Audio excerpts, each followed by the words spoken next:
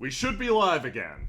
Okay, are we finally live? This is from my computer. I'm preemptively sorry if things are messed up. Please get back to us, chat, if things are looking good, looking bad. Our channel manager has just told us with the direct denial of service attacks recently that this is kind of in an ugly spot. So we're going to do our best. Is it possible that their upload down rate is looking? Okay. I'm Looking going good? to give it a second for everybody to start screaming on the Twitch. I'm seeing lots of girth. All right, that's good. Girth. Oh. Oh, wow. And gone? Really? Oh, it's just one person, I hope. Yeah. It's back, One boys. I like the sound of that. It looks like we're back. Sorry, yeah. Yeah, how's the audio sounding? Everybody else do some talking for me. Hello, I'm talking. Hello. Too loud, I'm too talking quiet? too. Hello, hello.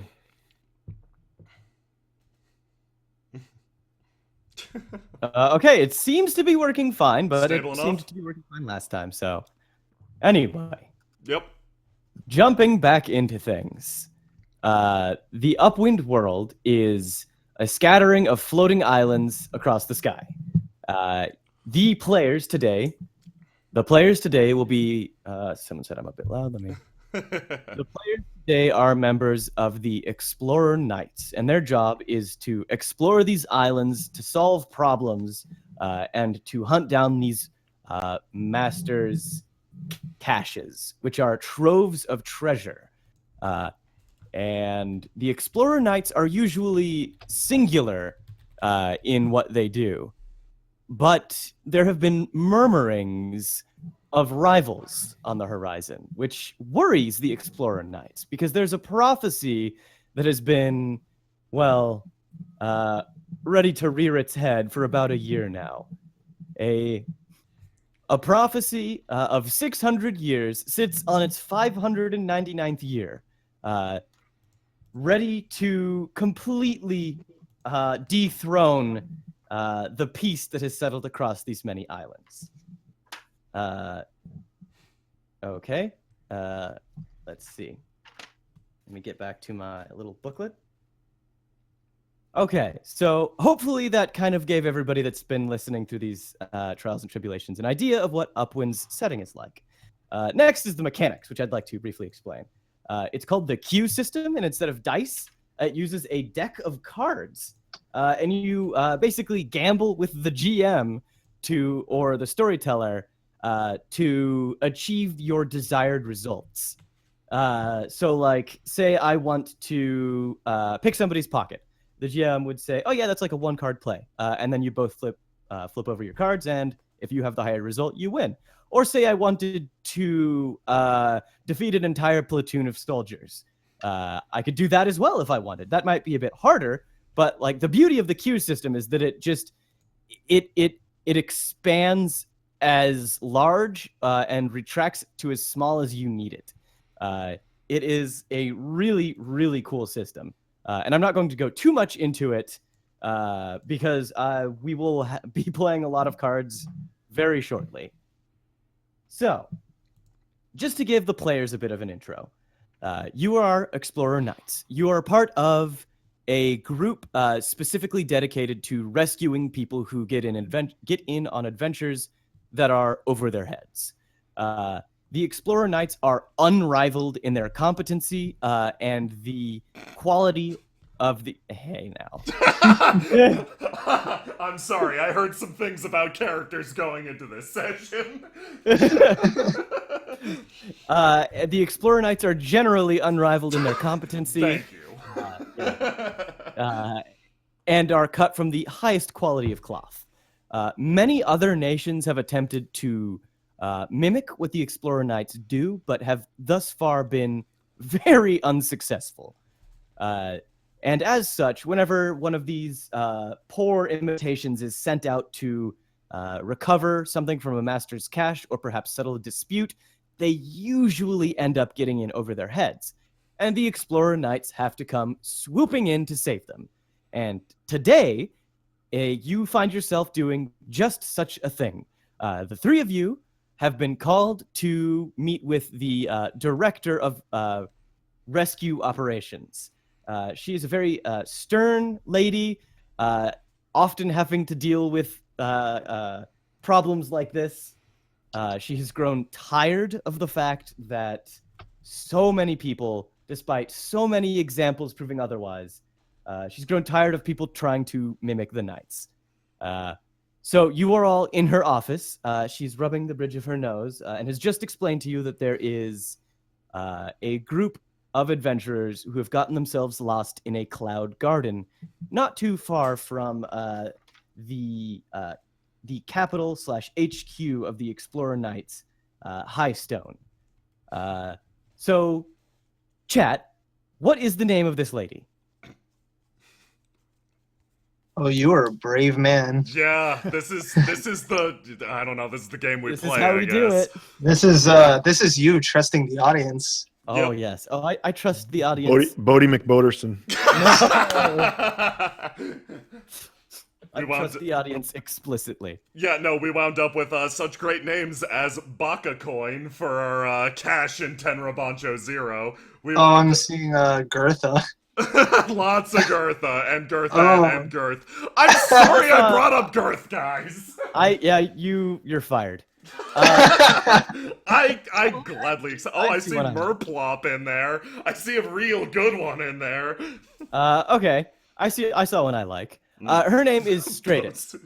Or Stratus. And she is tapping her quill on a recently signed missive, and she says, "So, listen, I understand that you have busy schedules, I know, but again, they have gotten themselves lost. These intrepid adventurers that oh so wish to mimic the glory of the Explorer Knights. It never fails to Oh, no worries, Chief. We got this. Yes, Pim. I knew I could count on you, Pim. Yeah, just point the way. That being said, the term adventurer is rather gauche, isn't it? It is, isn't it? But I think it's fitting for them. Oh, in the modern day, do you just buy yourself a boat, declare yourself an adventurer, and go out on the high skies? I kind of shrug and shake my head. That's how you get yourself killed. That's how you get yourself killed or maimed. Exactly. You have to do it with more class, with more elegance. I unbutton the top button on my shirt. Yes, Illo. Thank you for the demonstration. I button his shirt back up. Scold him. That's how you get a cold. Excellent work, as always.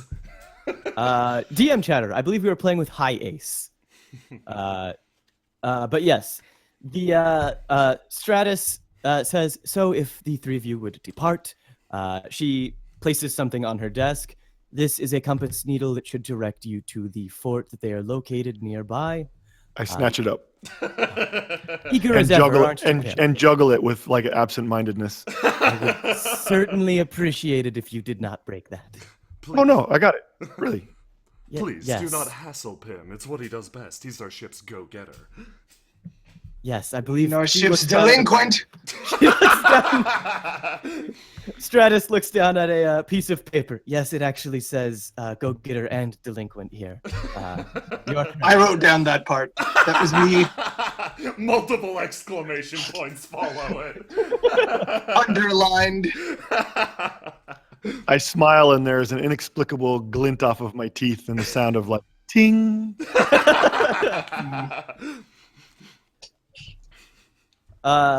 So she says, now, if you would be so kind, as much as I would love to keep them waiting, their lives most likely are in mortal danger. So if you could make haste, your ship is prepared at the docks. Your manner of approach is up to you. I have many stacks of paperwork to deal with today, and some troubling news on the winds that I wish to deal with, but I wish you the best of luck. She turns away from you and puts on her reading glasses and starts writing again. Please, Haste is illustrious O's middle name. Until I outsourced it. Let's go. Come on. I exit behind Pim. Ooh, you shuffle out. All right. So, do you want to do anything before you board your ship? Do you want to secure any provisions, or do you want to just jump on and fly straight there? So what do we know about this ship and the crew? Yep. Is it one we're familiar with? This is your ship, yes. Okay. You're actually quite familiar with this ship. You have been piloting or riding aboard this ship for at least 2 years now. Its primary purpose has been rescue missions. It's like medium-sized. It has quarters for it has permanent quarters for a small crew and room for impermanent quarters for rescuees. Okay. It has minor armaments, primarily because you've been using it to just pick people up and rescue them. Sure. And how many crew did you say? I'd say about 25 red shirts. Okay. I mean, 25 people. You mean test subjects? What was that? But how good does it look as it flies? It looks quite nice. It honestly, it is a very nice ship. And actually, it's up to you three what the ship is named. Oh shit. What do you say we each provide a word for it and mishmash them together based on our characters' preferences? Oh, Okay. I like that. I like that a lot. How about Reliant? Reliant. Okay. Okay. I'm going to throw in a unicorn. Reliant unicorn. The Reliant Unicorn. And we got one more. Virulent. Okay, let's The Reliant Diseased Unicorn.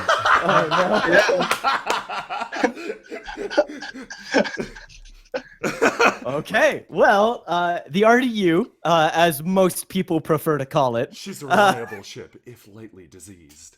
She It's just a earned the direct disease- translation from Valtish. The word is beautiful in Valtish. It just doesn't translate. It doesn't translate. Yeah, it's a little ugly in our tongue, but you know, we may do. Okay, so yeah, you're explicitly familiar with the Reliant Diseased Unicorn and its crew. Do you want to just hop on the ship and fly straight to where these supposed adventurers are, or you know exactly what their approximate location is? You don't know explicitly what trouble they're in, but yeah, it's up to you how you want to approach this. But they are not in the Twilight Frontier or anything. You said that No, they're okay. certainly they're not in the Twilight Frontier. They are just in a cloud garden near an outpost, near a guild outpost. They had it in their mind that the cloud garden could possibly contain a cache. Well, let's go. Let's get those lines stowed. Get the sails up. Come on, man. Look Stocked and lively. Supplied? Like, You're stocked and supplied for a normal mission. okay, cool. Okay, I'll bring out my first aid kit and I'll start unfolding body bags just in case. Oh my!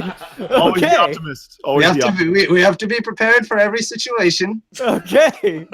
Well, yeah. So Pim is at the steering wheel, practically shaking with excitement.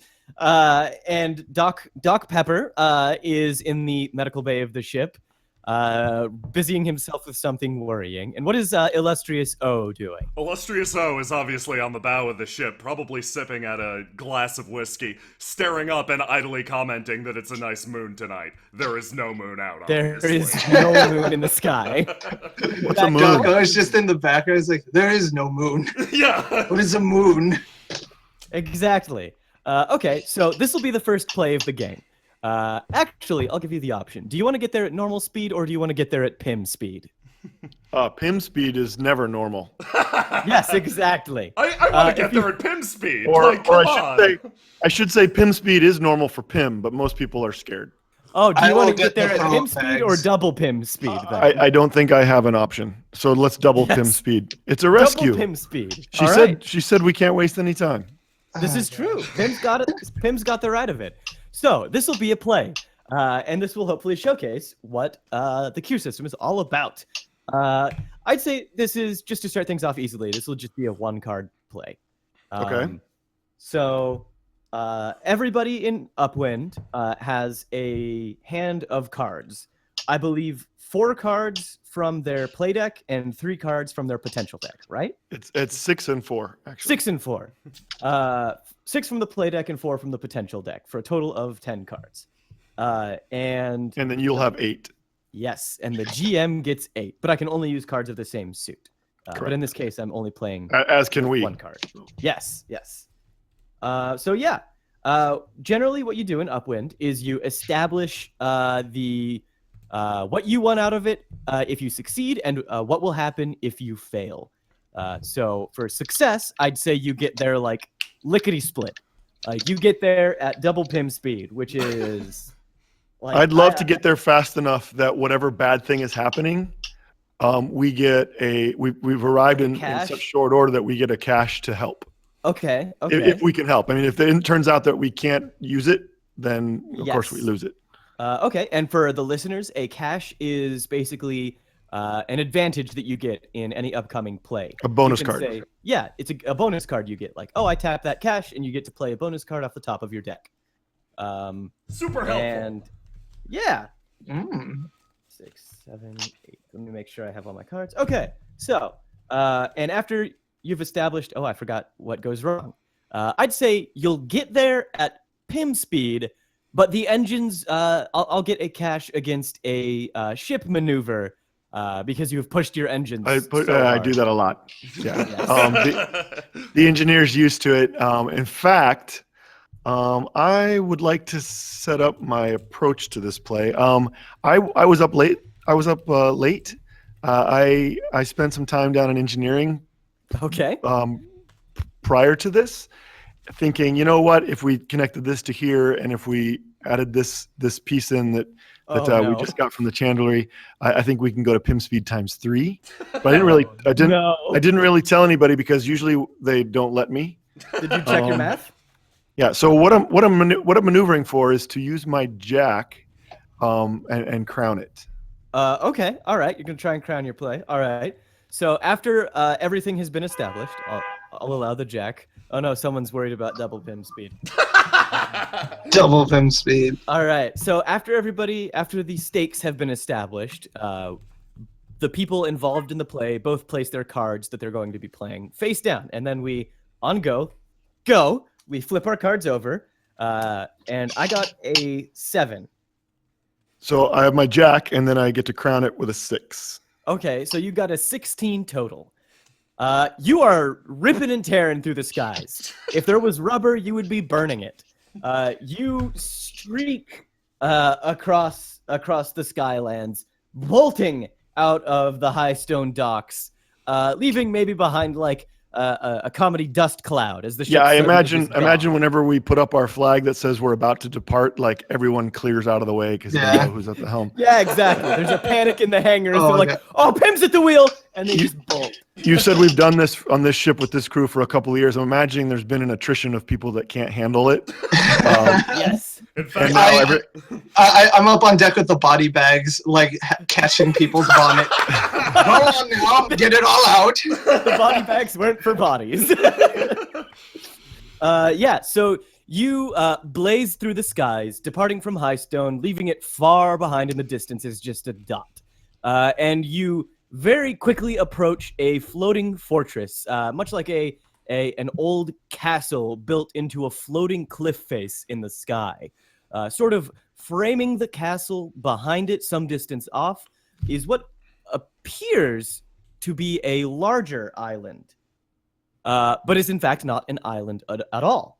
It is what is called a cloud garden, a bunch of floating plants that sort of congregated together to create this forest that just drifts through the skies. That floating forest is where the director, Stratus, told you the adventurers had been.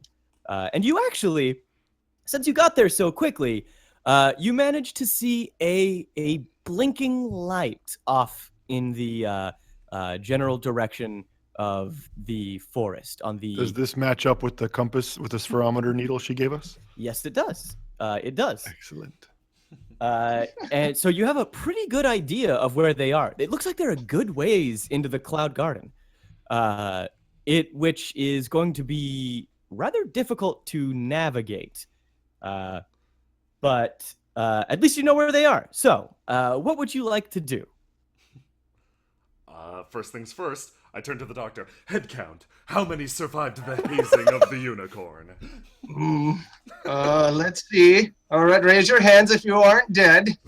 I'm not dead. Several people raise their hands. Excellent. Go about their business. I put my hand on Doc Pepper's shoulder. It's rare that we find a crew so able to survive Pym speed. I believe And we'll with go such- far with these. And such strong vomit. Look at this. I hold up the bag.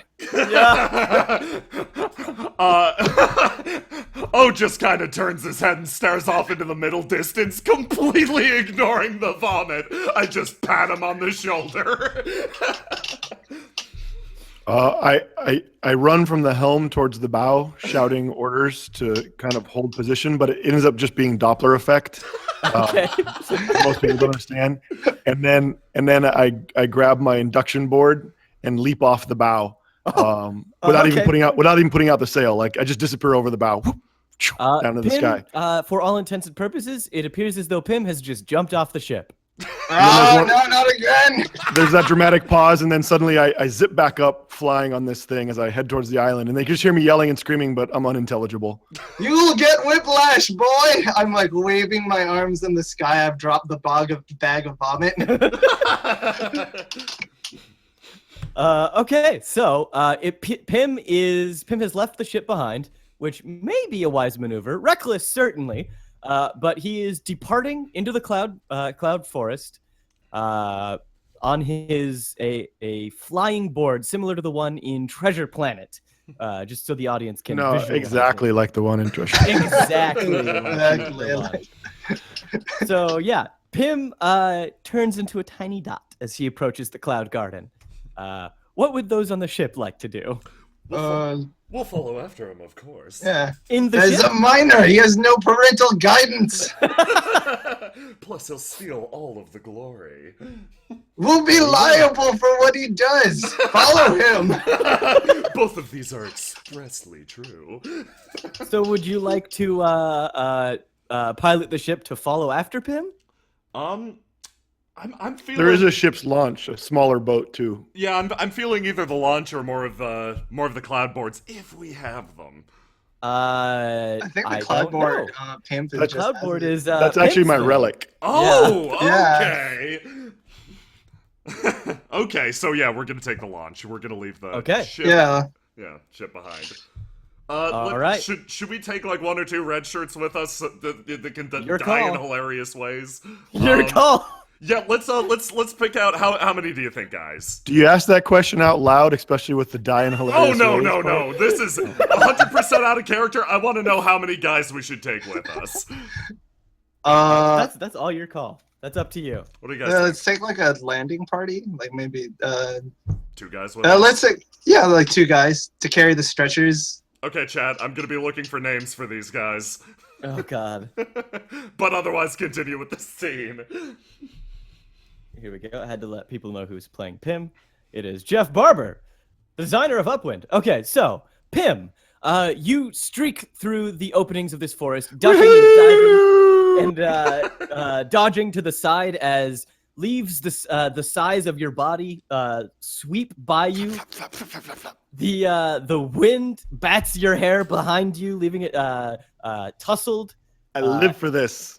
And Oh, no. you hear off in the distance. And as you continue your ride through this cloud garden, you see what looks like a ship just sort of stuck in a particularly large branch, and the screaming seems to be coming from there.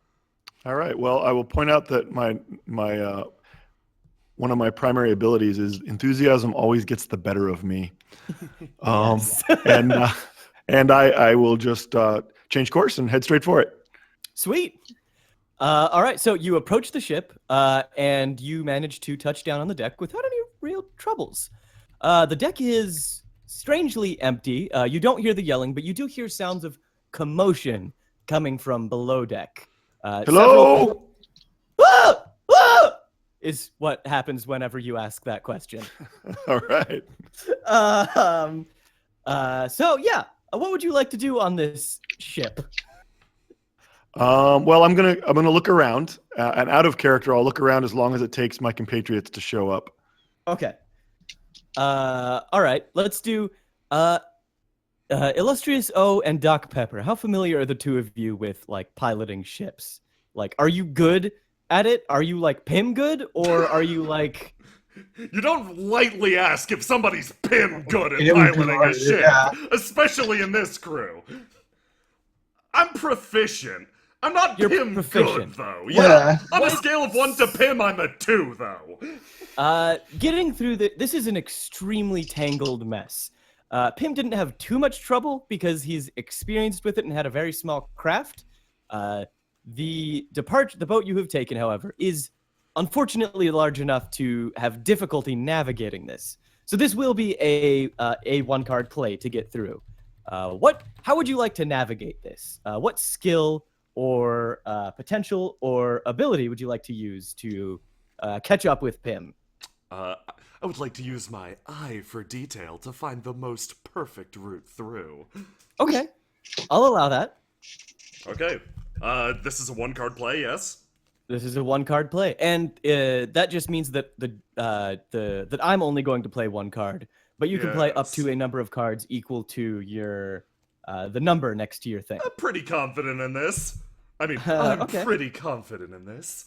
I'm the most perfect person in the entire fleet. Okay, well, I we can growl debate that under my later, mask. but- yeah. All right, are you ready to flip cards? Yes. Oh wait, Well, no, we you need to do establish stakes. stakes.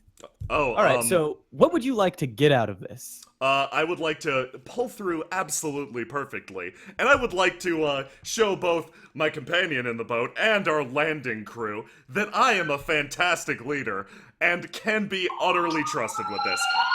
Whoop. Oh, they're after Pim. Too fast. No, it's too fast. You're too fast, Pim. I want to inspire okay. confidence, basically. You want to inspire confidence. So Okay. maybe in the future, if there's a question with the crew questioning my glorious leadership, I can be like, remember how sick I am at drifting. Just think Okay. about that. Just think about how sweet that was. Yeah. Okay.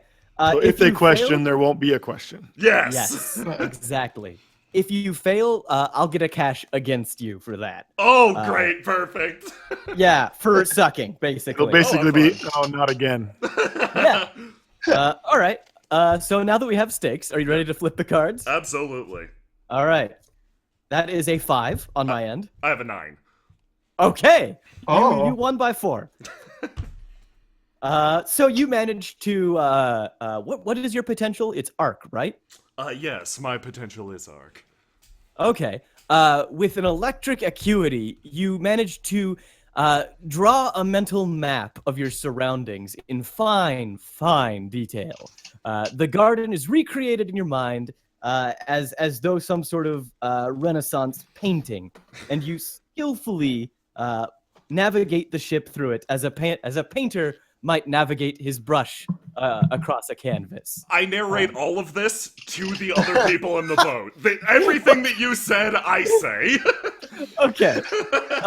And Tim, you actually Tell me you sound like Bob Ross while you're doing it, though. We're Just gonna do a happy little dodge. Yes. Happy A quick little dodge dip. right here. Yeah. This is when you break down on the pedal and jolt the wheel a hard 90-degree angle. Okay, so Pim, you actually see the boat with Illustrious O and Doc Pepper and some red shirts slide up gracefully alongside the crashed ship that is perched atop the branch. What took you so long? Did you Hey, What, there's did you break any? I run up to him and I check his eyes and his arm. Did you break anything? What did you break this time? Good. Hey, I think there's somebody hurt here. Oh, where? Listen to this. Listen to this. Hello. Oh! Whoa! Get help! Hello! I put my mask face to the deck. Hello, I'm a doctor. Tell me how hurt you are. Everything hurts! Are you in need of surgery? believe You that's hear a slight yes. munching noise. I will run below deck. Okay. You see you see one fellow who has pinned himself rather against the far wall of the cabin and is surrounded by what are called meat crickets. They are very large crickets, as you might imagine, but don't let their size and appearance fool you. They can be very intelligent, and they often hunt in packs, getting the better of those unprepared. They are currently staring him down. One of them has taken a bite out of his leg, but otherwise the man seems fine. I crash into the room. I crash into the room and come to a sliding stop and go, uh-oh.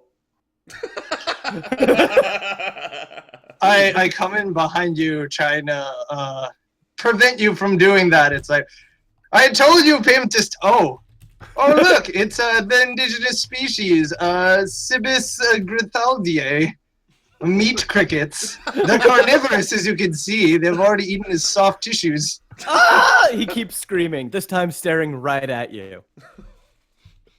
We should do something. All right, My I'm dog going to talk, use you're my right. potential. I'm going to use blown away. Okay.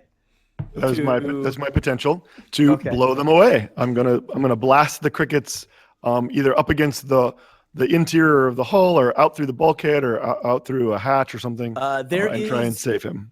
It looks like there was a viewing window on this part of the deck that has actually been broken open. Okay. So yeah, Perfect. okay. Nothing but net.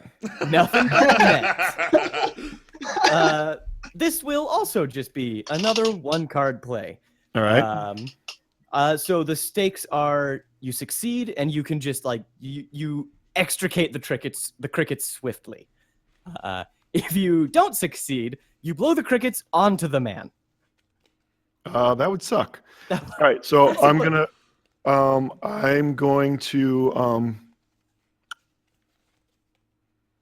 yeah, I'll just play 2 cards, no cash. We do have that cash to rescue somebody. Well, Yes. we'll lose the opportunity to rescue here in a minute, so I think I'm going to go ahead and spend that just in case. Okay. Not a bad idea at all. You do know though that there was more than one person on this. All right, Oh. then I will save it. Okay. All right. So stakes established. Ready to flip cards? I am. Okay. I got a 6. I got a 10 and a 6 because it's a 2-card play for me, so 16. All right. You succeed. But now I'm down 2 potential cards. Oh, okay. The crickets rather swiftly are sucked out of the hold as though there was suddenly a violent decompression. The rest of you remain fine. The crickets just plummet outwards. You hear kind of the sound of just little raindrops as the crickets hit things as they're falling and let out a couple chirps. The man collapses to the ground and he says, oh, thank you so much. Thank you so much for saving. We got in. We thought there'd be a cache here. We were drunk. We thought we could handle it. He's There's very no clearly caches up here. I- The same story. Is this How, it? how bad is he? Is he like hurt wise? It looks like he's been bit. It avoided his main arteries, but he will certainly be walking with a limp. And Okay. there is a great deal, actually, of bleeding that you would maybe want to address. Yeah, I will rush over. I'll be like, shh, quiet now. What? Enough of you What are talking. what are you doing? Close your holes. I'm going to treat you. Oh, I start okay. treating him. I will use my medical mutilation to surgery up that wound. Yuck. Okay. So this is going to be a 1-card play. Just to you'd like to just stop the bleeding, or would you like to, if you want to do more than stop the bleeding, that's going to elevate it to a 2-card play. I will just use it to stop the bleeding. Okay. So if you stop the bleeding, if you succeed, if you fail, the bleeding gets worse. Yes. Okay. Stakes established. Ready to flip? Yes. And this is also my potential, which is medical mutilation. Okay. Yeah, I'm using my magic. Yeah. Well, if you're using your potential, and spending your healing cards, you'll actually, you can choose alternately to actually just spend the potential cards to do the healing.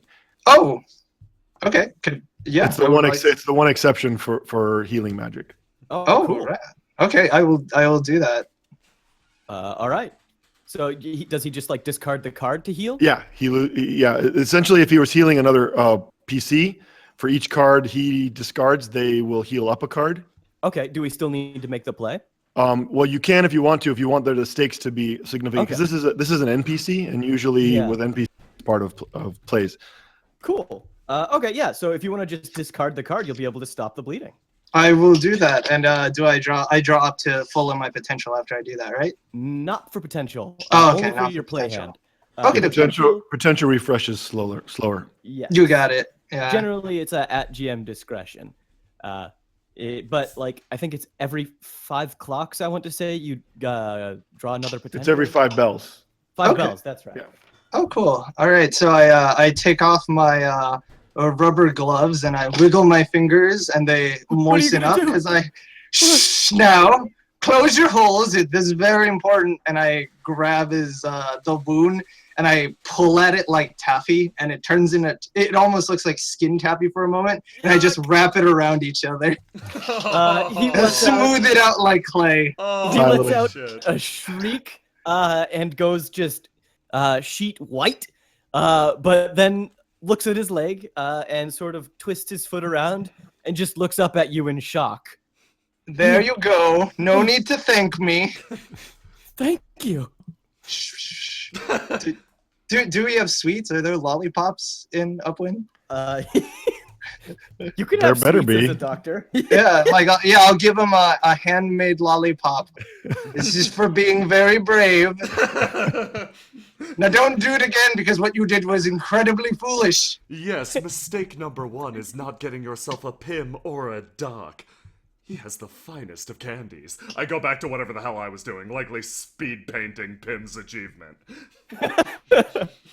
All right. He looks down at the lollipop and then grabs you by the scruff or the coat of your collar, or the collar of your coat, Doc. It squeaks. He says, "There's more of us. They went out to look for the cash, and I stayed behind because I was too afraid.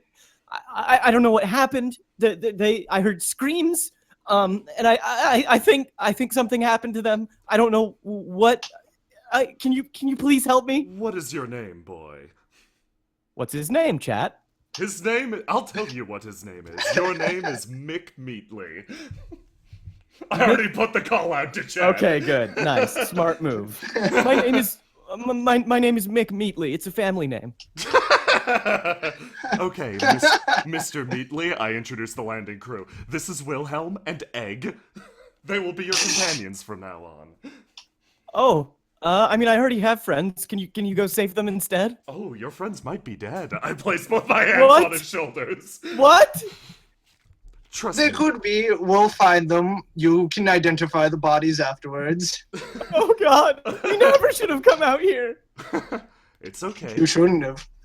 Egg has a degree in therapy.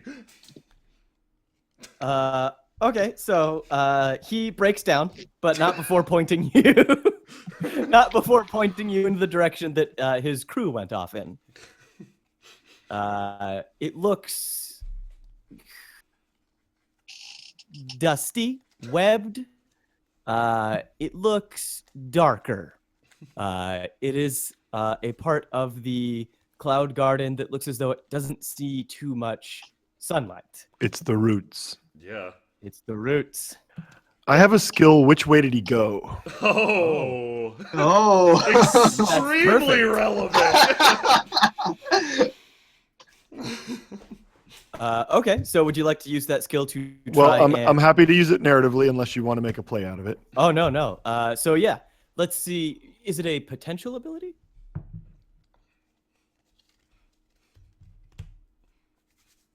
Is it a potential? Oh, no, it's just a skill. Oh, okay. All right. So Pim, you actually notice he on the roots of these large plants leading downward, you can see what look as though disturbances, as though some sort of large wooden surface brushed against the plants, maybe pushed them aside. You see marks of machetes on some of the underbrush leading further in, and if you want to follow it, you will need a light source of some kind. I don't really You know have where to go.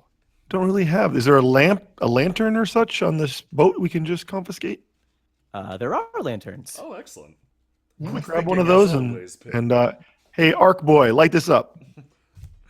I hold it. You pass it to me. I spin it on my finger. It suddenly igniting in a brilliant spark. As always, I throw it back to Pim. Don't throw lit objects. I love when he does that. Right back at you. Okay, you depart into the darkness of the roots, following the trail that's been created, presumably by the crew of the ship that was marooned. As you continue on, you notice with a worried note in your mind, an increasing number of large webs. Webs that string themselves across this canopy of leaves and branches. You are pretty sure you know what made these webs. And you're getting a distinct feeling you know what happened to the rest of the crew. You don't hear any screaming. You don't hear much movement. You hear skittering, but that's about it. Well, I have an ability called "You Little Monkey," so I'm gonna put the little ring on top of the lantern. I'm gonna put that in my teeth, and Okay. I'm gonna brachiate like around the webs and all the branches, and I think when I get to the point where I'm probably well ahead of my compatriots, I'll stop and I'll do that sort of like ridiculous yelling whisper thing, like, The "Hey! whisper. Hey, is there anybody here?"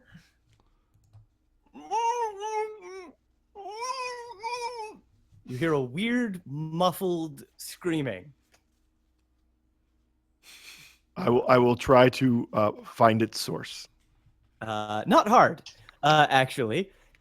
You cast the lantern about, shining it upon a vast web stretching what looks to be some sort of grove inside this sky garden. And on the web are several human-shaped, for lack of a better term, body bags made out of web. Oh, I've seen those before. Yeah. Alex And they're suddenly all sits up sort of straight. squirming and shaking. And then you see one single long leg come down and pluck its web. And you swear that you hear a note as though struck from a cello ring through this cove that you're in. Uh-oh. Yeah, I imagine I often find myself like having leapt before looking, and Yes. I'm hey, again with that silly whispered shout. Hey guys, a little help! Yes, Pim. I kind of edge through. Oh. Pim, be careful. There are Too webs late. everywhere. They're Too sticky. late. Wait, so Pim, have you already touched the web? I don't know. Have I? I don't imagine I would have really looked. I would Okay. have been jumping from branch to branch, and if I thought there was a cool like trampoline like web to jump onto, I might have. You might have? Okay. I might have partaken. All right. I will. Oh man. No, I'll be nice. You haven't gotten into any webs yet. Okay. Well, I draw my knight's blade because it's dark and there's a giant something coming, and I suddenly realized that I'm a little deep in here. Yes, you have bitten off a certain amount. Okay, Ooh, so you found the crew, all right, or at least you think it's the crew. You can't really ID them, but you've also found their current owner. What would you all like to do? You are in, just to paint the scene, you are in, imagine all around you, towering trees, some of them not so much barky, more green, vegetative, soft, like succulents, kind of like that, that reach up, just further than you can see, sprouting leaves and branches, all creating this canopy that prevents any light from reaching you. You're walking along the roots of these trees that have formed a natural walkway that keeps you from just, dropping into the dark below you and falling infinitely. So that's about where you are right now.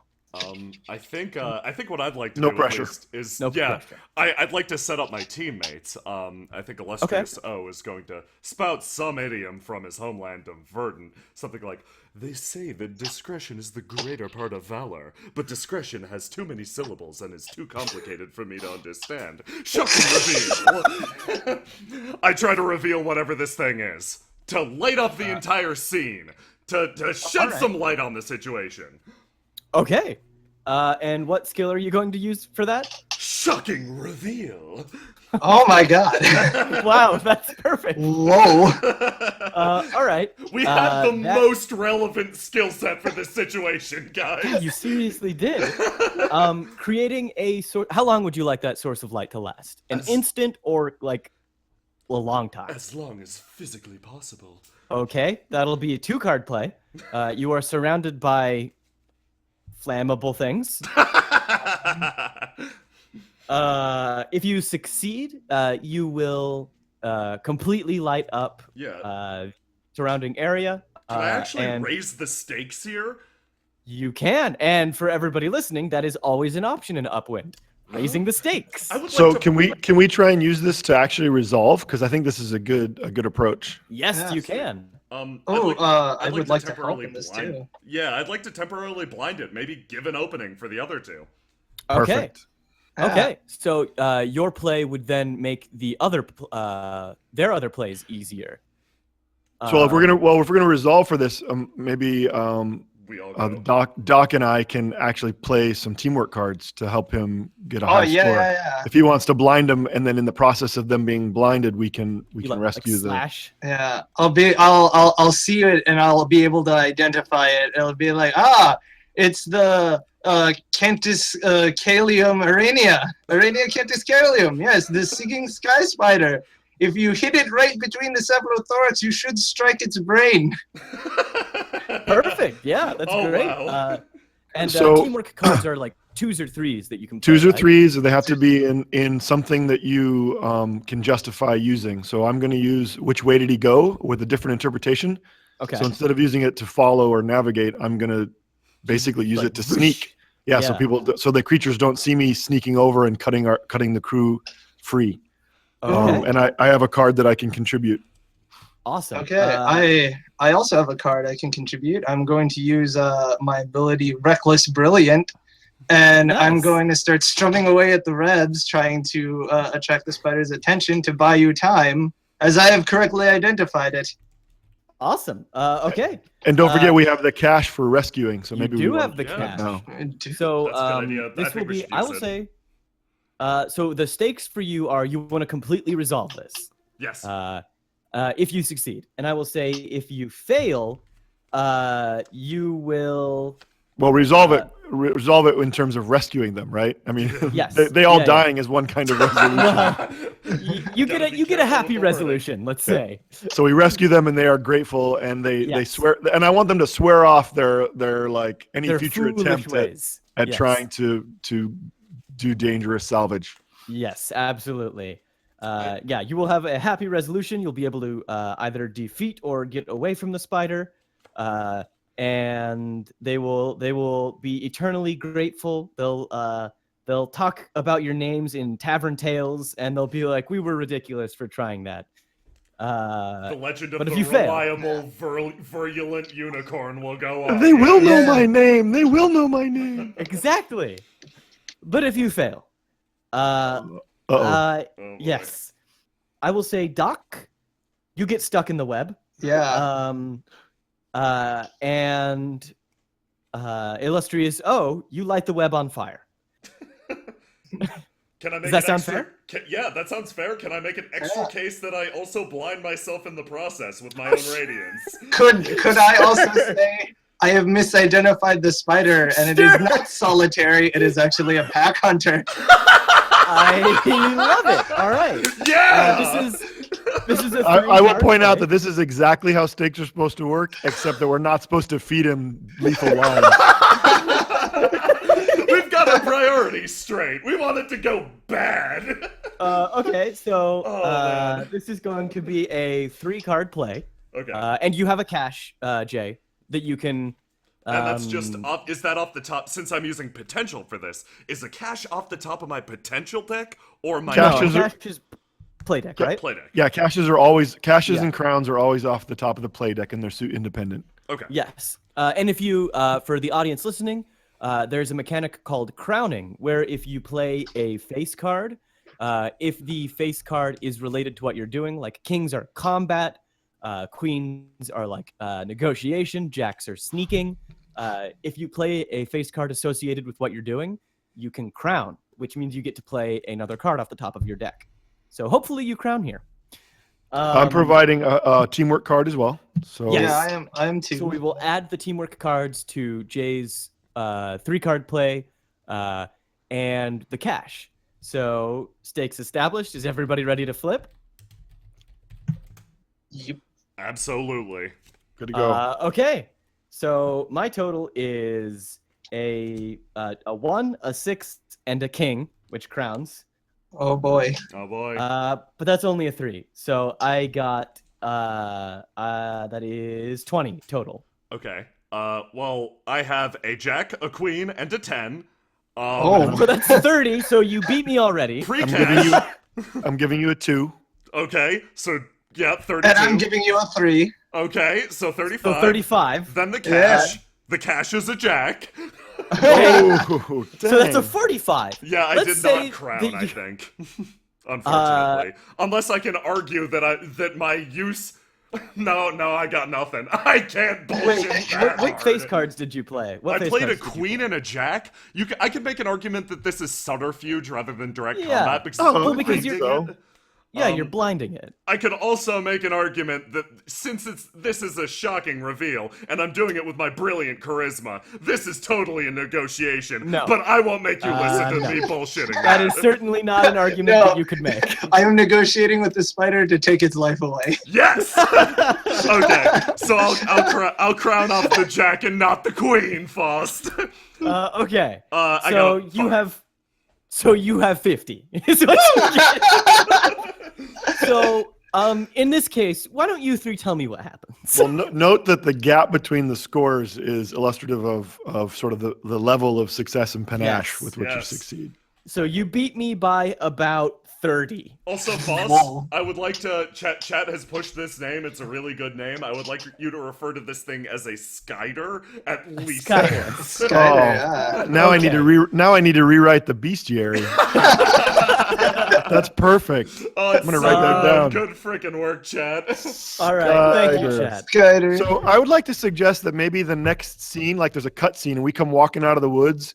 Like one of us has a cape made out of spider fur, and I have like Yes. I Yeah. have like mandibles on a necklace. And Yes. I'm like dragging the carcass out. I'm One of excited. your- some of your crewmates are carrying the wounded on a stretcher made of spider leg or spider legs. How many Yeah. are there? How many wounded are there? There were 10 wounded. Well, not 10 10? wounded. There were 10 people of the crew total, but there were 3 wounded. How big was the spider? Enormous.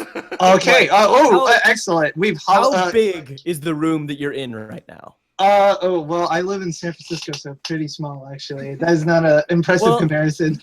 One way or another. But if it was I a imagine spider, your if it was a room- spider that yeah. big, I still think that's pretty impressive. That's true. I was thinking we could hollow out the spider and like use it as kind of a wagon for the hurt, so they don't have to walk.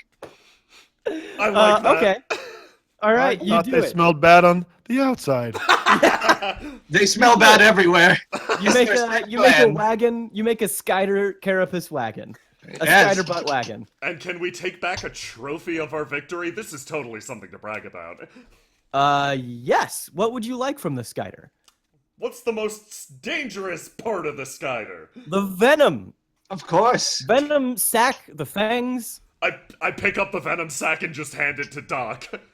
I believe you'd be interested in this, and then go for the next least dangerous thing. Yes. Oh, excellent. I can use it to synthesize some more of these tinctures. I run my finger across my bandolier of syringes. Illustrious very rarely sweats, but this is one of the occasions that he does. You really shouldn't encourage my behavior, Illustrious O. A man can get lost in such pursuits of science. But I'm counting on that science to take me to the very top. I pick up a fang and just throw it over his shoulder. All right, so you managed to bring all of the wounded and the entirety of this ill-fated,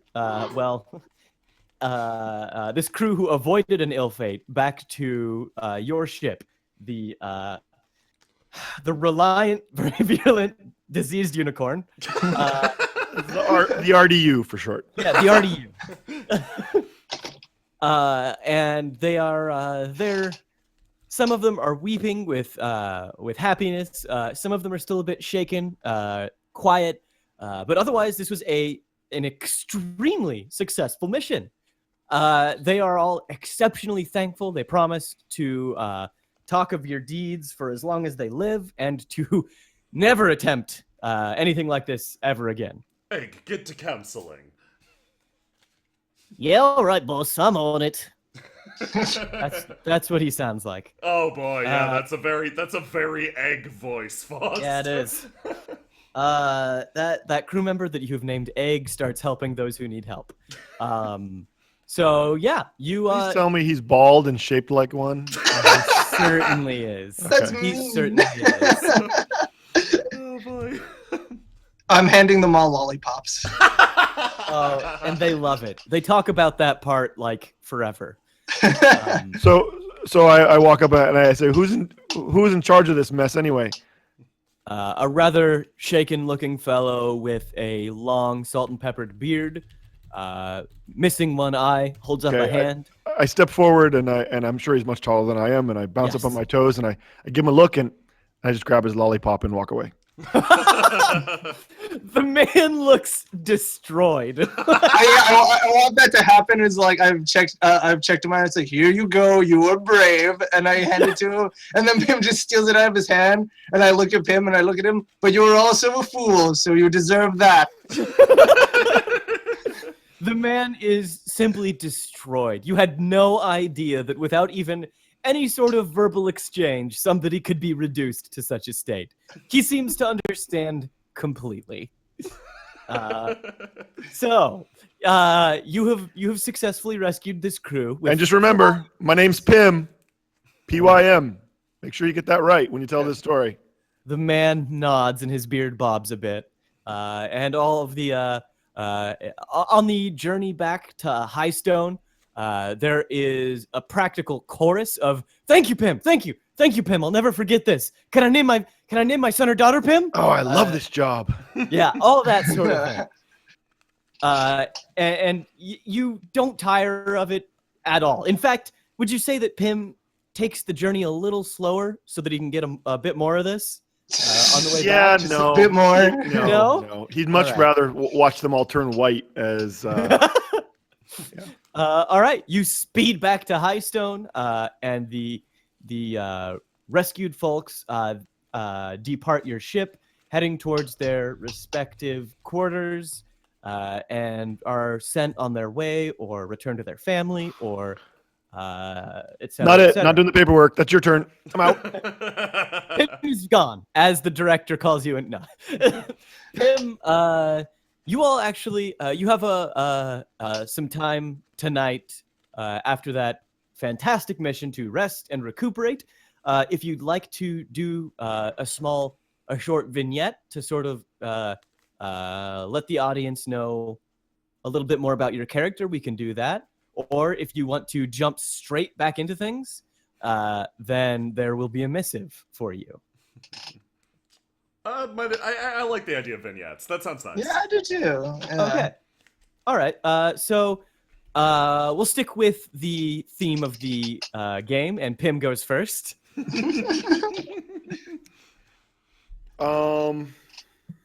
Let's see. Way to put me on the spot. So I'm imagining we're at the Knight's Blade, which is the sort of the Explorer Night bar just outside the academy. Yes. And I have been. The scene opens, and I'm standing in the middle of the table, like regaling the whole Like place on the table, like Yeah, yeah. sweeping your Oh, yeah. arms out. Yeah.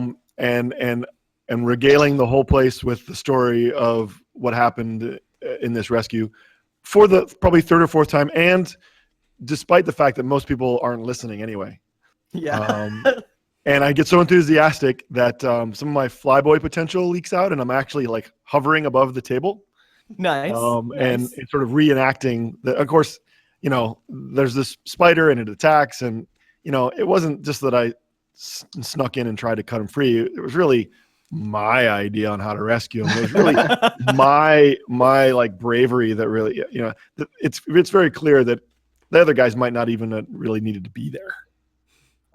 Man, they are the few people that are listening to this fourth rendition of the story are eating it up. And as you're like sweeping around and kind of like spinning in air with each gesture, there are little like forks and bits of food that sort of take off with you. Oh yeah, I'm spilling beer. Like yeah. Oh yeah. Yeah. Oh yeah. Yep. So yeah, Pim spends his night at the Knight's Blade, just entertaining people, being a veritable bard of his own with his own tales. And I'm not very good at it. Oh. I mean, I think I'm awesome at it, right? But I'm not very good. Pim likes it at least. Okay, so who would like to go next between the two of you? No strong preference. If you want it, you got it. Then you're going. Sweet. Okay, cool. So on this island, is there an academy, or like, is the academy here? Okay, cool. Yes, there is certainly an academy here. I'm going to go see my 12 younger siblings. Oh my god. Who are all entered in the academy. Are you the oldest of the family? Yeah, of course. I'm the most illustrious of all the O's. Suddenly it all They all becomes have an clear. adjective, yeah. Yeah, There's they do. Mopio, there's Mopio. There's ignoble O, there's, The whole lot of them. Oreo, there's lots of My favorite is Holio. Regardless, I'm going to go see them and regale them of my tale using my shocking reveal to enter the Again. scene, surprisingly, as usual. You kick open the door to one of their classes that are currently in session. The professor continues on with the lesson. He's used to this by now. I take my sibling out of class and regale them of the tale. Nobody will listen to me at the Knight's Blade, but I have family for that. And they have to listen to you. They don't have a choice. How They're would the you? oldest. If they want any of that enormous fortune that your family has. Oh yeah, our family, to give you some background, our family once had enormous fortune. It wasn't enormous, it was one stage down. The O family has been, we've been knights for generations. So, it's only natural that we'd all go and try to become a knight, get our blades. The rest of them are following in my glorious footsteps, but right now they're all struggling, so I gotta encourage them. With my tales of valor, I hand them my Pim speed paint. Speed paint? Oh yeah. While Pim was gloriously dealing with those meat crickets, I quickly painted my own depiction of the scenario. It's the best that I can do as a captain. It's very emotional, a little abstract, but very emotional. It's bad. There is no way around it. I thought you were just tagging everything on our adventure. Yeah, no, this is there is no mistake about it. Illustrious O is not a painter. He carries around. Well, you're the second from the youngest. Takes it. His name is Embarrassing O. He says, Well, geez, thank you, older brother. other? Of course, you're the only one that still listens to me. Well, of course, you got the coolest stories there are. Embarrassing O is now my favorite. Yeah, he's my favorite too. Hand on shoulder.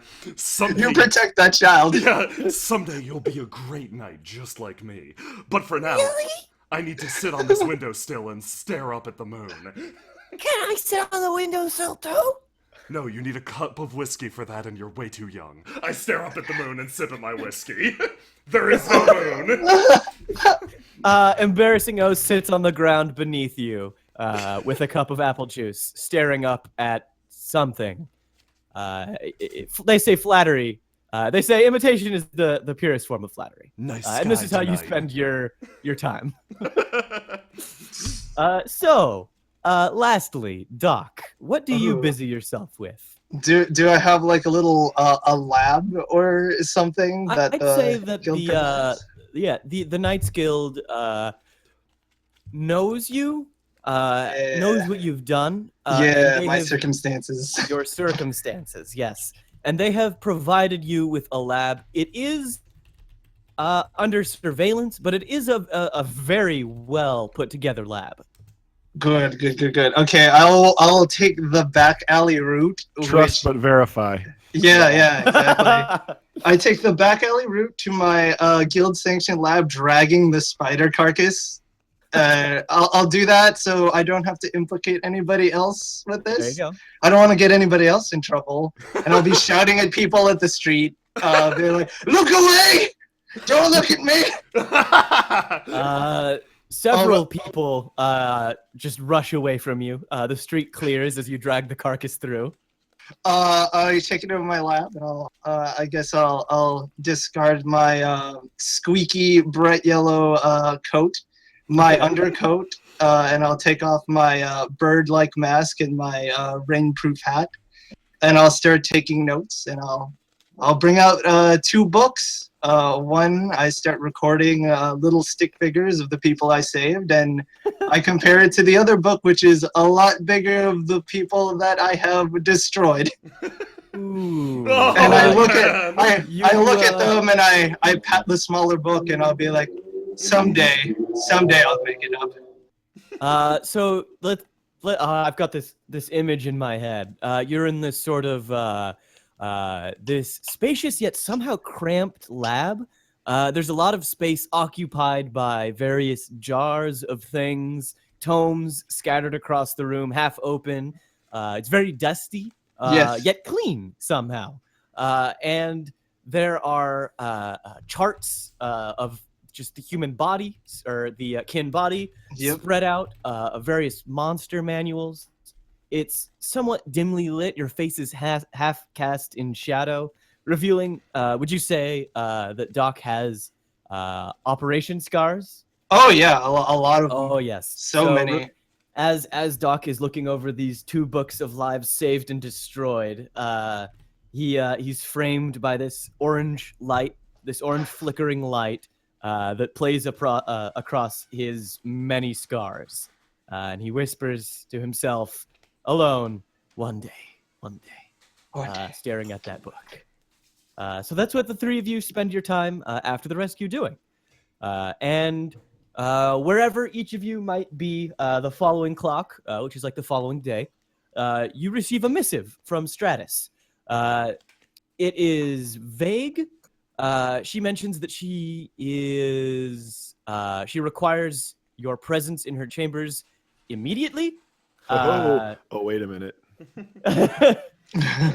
And she is the tone of the writing is uncharacteristic for her. It betrays worry first and foremost.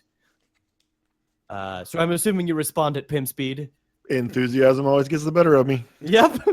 I So Pim's responded, there "Oh, first." Can we assume that any potential we have spent recovers? Absolutely. Oh, great, Alright. perfect. Oh boy. Oh, nice. Oh. Spending You're back everything up. wasn't the worst idea. Yeah. All right, you are back up to full potential. All right, so Pim's there first, obviously, sitting in the best chair. And the other two step in. And The O family has no need of chairs. I kind of do a calisthenic against the wall. okay, so you prop yourself against the wall and sort of lean against it like a mysterious figure. It's very unmysterious. It's very unmysterious. Everybody knows who you are here. And this isn't the first time you've done that either. Nope. Doc, do you take a seat or do you have your own unique way of... I take a seat. I'll be probably the only one sitting out of all of us. Yeah, I can't sit for very long. Pim bounces in his seat before standing up for a minute. All right, so Stratus is tapping a quill, waiting for everybody to arrive. And as soon as she sees the last of you step in, she says, "Good, good. Shut the door on your way in." And she waits until she hears the of the door shutting and locking and the tumbler falling into place. She glances around and makes certain that all of the blinds are closed on the windows. Imagine this room as sort of a circular library with a domed ceiling. There are just stacks of books all around you. There is an ornate rug on the floor. It's a small room, but it's elegant. What gives, Chief? What's with all secrecy? Pim, I look, the three of you, I just needed to be certain that no one else caught wind of this. I mentioned it last night. I had no idea I mentioned it yesterday. I had no idea that it would be of this magnitude.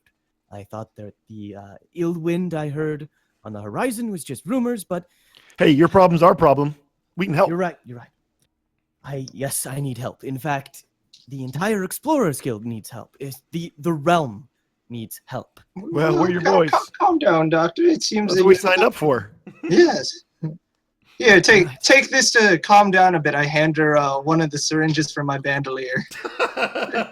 Doctor's prescription. I do one of those things where you like draw your hand across your throat, and I look behind it over his shoulder, like shaking my head. If you're going to use that, you're going to want to set the entire afternoon aside. I nod. I'll take this. She opens a drawer and puts it in her desk and shuts the drawer. And she says, "Listen, as you may know, the Explorers Guild is unrivaled. What you did yesterday is sort of run of the mill. Nobody can compete. It's just how things are." That was a Tuesday. Yes, precisely. And this serves our best interest, which is, of course, protecting all the kingdoms in the light, especially considering the prophecy of the Grand Amplifier. We are on the 599th year of a 600-year prophecy. Things are dire, to say the least. Despite the peace that you might see in day-to-day life, beneath all of that, those of us in high places are exceptionally She said high places. I smacked your shoulder. Stratus, I let out a laugh. Stratus rubs the bridge of her nose. Pim, I appreciate your levity, but this situation it calls for a certain seriousness. Okay, I promise. And I try and like not smile. I try really hard not to smile. There is more than a rumor at this point. There is a guarantee that there is someone who's trying to compete with the Explorer Knights. Now, usually, the guild would not have a problem with this. Certainly, it does provide a question as to where the allegiance of the kingdoms of the light should lie. Should they continue to pay the tithe that the guild requires for ships, for repairs, for staffing? Certainly, we require a fair amount, but it is not unreasonable. Should this bit of competition arise, the kingdoms will begin to question who they should owe their allegiance to. And this is frankly not something that anyone can afford, considering that the children of the dark and the prophecy of the Grand Amplifier are looming looming over Chief, us. we've heard this before. People talk about this all the time, and it never works out. You know, that's why we've got jobs. I mean, that's Yes. why we rescue. Yes, Pym, I know. And that was my approach to it as well until I learned the following details. As you may know, there is the Oh, Delvers. there's more? There's always more, Pym. I There's turned always Pym more. around. I turned Pym around and put him back in the seat. As Yeah. Pym was about to walk outside. As you may have heard of the Delvers Society in Skyreach, they are a competent group of people, but they haven't yet posed any trouble to the guild. They have been a standalone organization. And then, of course, there is the Fortress Dominion Scouts. They are similarly. Oh, those guys are hacks. They have a well, truly We yes, just rescued one of their ships a couple turns ago. I know. and were either of them acting alone, I would have much the same opinion. But they're forming an alliance with the intention of competing with the guild. And they plan on making that intention fully well known as they, with the advent of their first, with the success of their first expedition. There are rumors of a cache in the wildlands in Dominion. They've received permission to enter the hotly contested territory to investigate this cache. And I have had my scouts, my spies, for lack of a kinder word, investigate this, and they have a good chance of succeeding in this mission. If they're to succeed, people would begin to question why they should continue to pay our tithe. We can't have this right now. We cannot have this right on the cusp of war with the Children of the Dark, right on the cusp of the prophecy breaking out. Oh, I get it. You want us to get there first. Awesome. I love it. Let's go. Yes. Well, you know that the legacy of the guild is the legacy of the O family. Ever since my great-great-grandmother, Big O, and my father, Daddy O, things have been about maintaining the stability of the guild. Your Oh, a legacy is grandmother my named legacy. Big O. Yes, Pym, I want you to beat them there. You just ignore me in the past. Oh my god. I want you to beat them there. And but first you have to figure out where this cache is. I don't know. I wasn't able to figure out where it was. I've only been able to determine that they do in fact have a cache that they are going to attempt to plunder. I believe that they have done dealings with a group who knows where the cache is. This group is in Dominion. I need the three of you to, with all good haste, all as fast as you possibly can. I'm already leaning towards the door and like taking those really slow steps, waiting for the conversation. The director Stratus, seeing this, starts speeding up her speech. She says, "I need you to get there as fast as you can. I need you to figure out everything you can about this cache. If you can, dissuade them from pursuing it. If they refuse to give up pursuit, I need you to beat them there and finish it before they can, thus showing that the entire kingdom is." And then she stops as Pym is already gone. I got it. Yeah, I got it. I'll still be sitting down taking notes. Beat Beat them down and yes, beat them down and show the kingdoms in the light that the Explorers Guild cannot be competed with.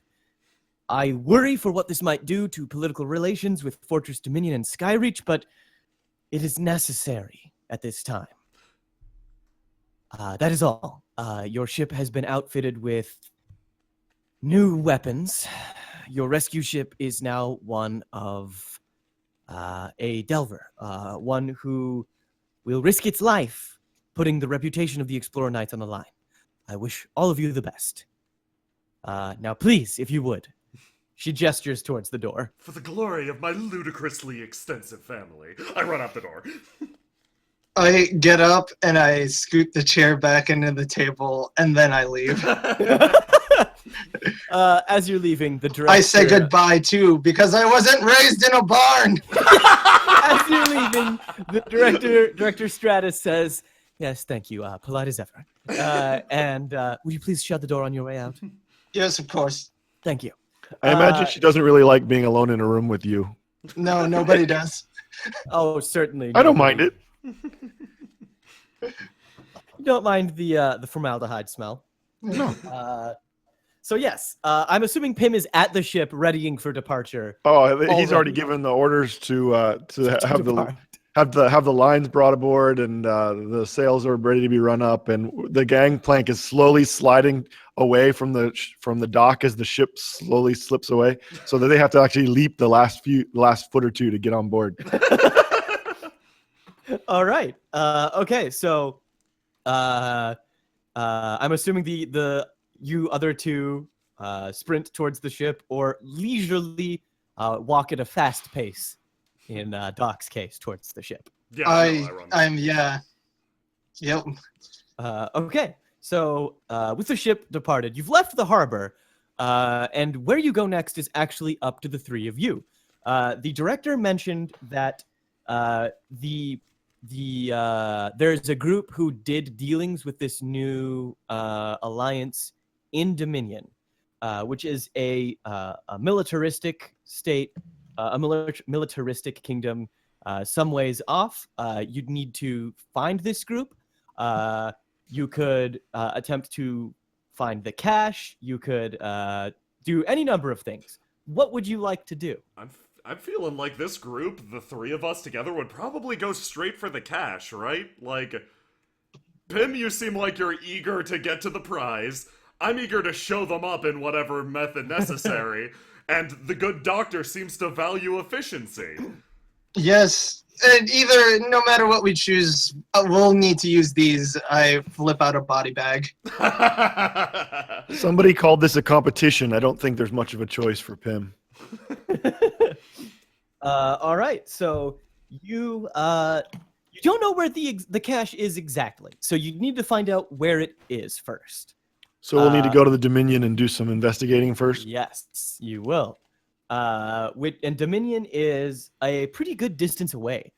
You could make it there in normal time, which you wouldn't require a play for. Yeah, how many But, is it in Pim leagues? Pim leagues, In it's like Pims. it's 2 Pims away, basically. The farthest distance so- we've ever traveled. So yeah, I'm assuming you'll want to make the play to get there at Pim speed. Yeah, Oh yes, of course. Okay, Yeah. so I think doing that just out of course, if we want to make a play to gain an advantage, I think that would be cool too. yes, There isn't anything but Pim speed as far as he's concerned, but yeah, I'd like to use Hey Sailor Boy, okay, and use that to get us there fast enough that we can do our investigation and still be ahead of the expedition that they're sending. okay. Yeah, I'll say that if you succeed on this play, you make it there before they even depart to go to the cache. Yeah, there we go. Chance you could run into them. Yeah, could I make a suggestion that with the resolution of this play, this is setting up another scenario? Could I motion for a 5-minute break to answer questions, just take 5, use the bathroom, Sure. etc.? Cool. Sure. Okay. This is, I will say, since you've just pushed the ship on the previous clock, which is the previous day, this will be a 2-card play to keep the engines from just bursting into flames. Okay, so if I succeed, we're ahead of the other expedition. If I fail, there's They gain on you. the ship is damaged, slows us down, and they are well ahead of us. Yes. Okay, so I got Hey Sailor Boy at 3. Okay. Oh yeah, I didn't really think ahead, did I? I don't have good cards for it, but you know what? Pim doesn't care. Pim's gonna play him anyway. Don't care. All right. Could I assist in some way? with, He's gonna use Bold Recklessness, his culture cache, Okay. Nice. and hope that that's enough. Okay. Oh man.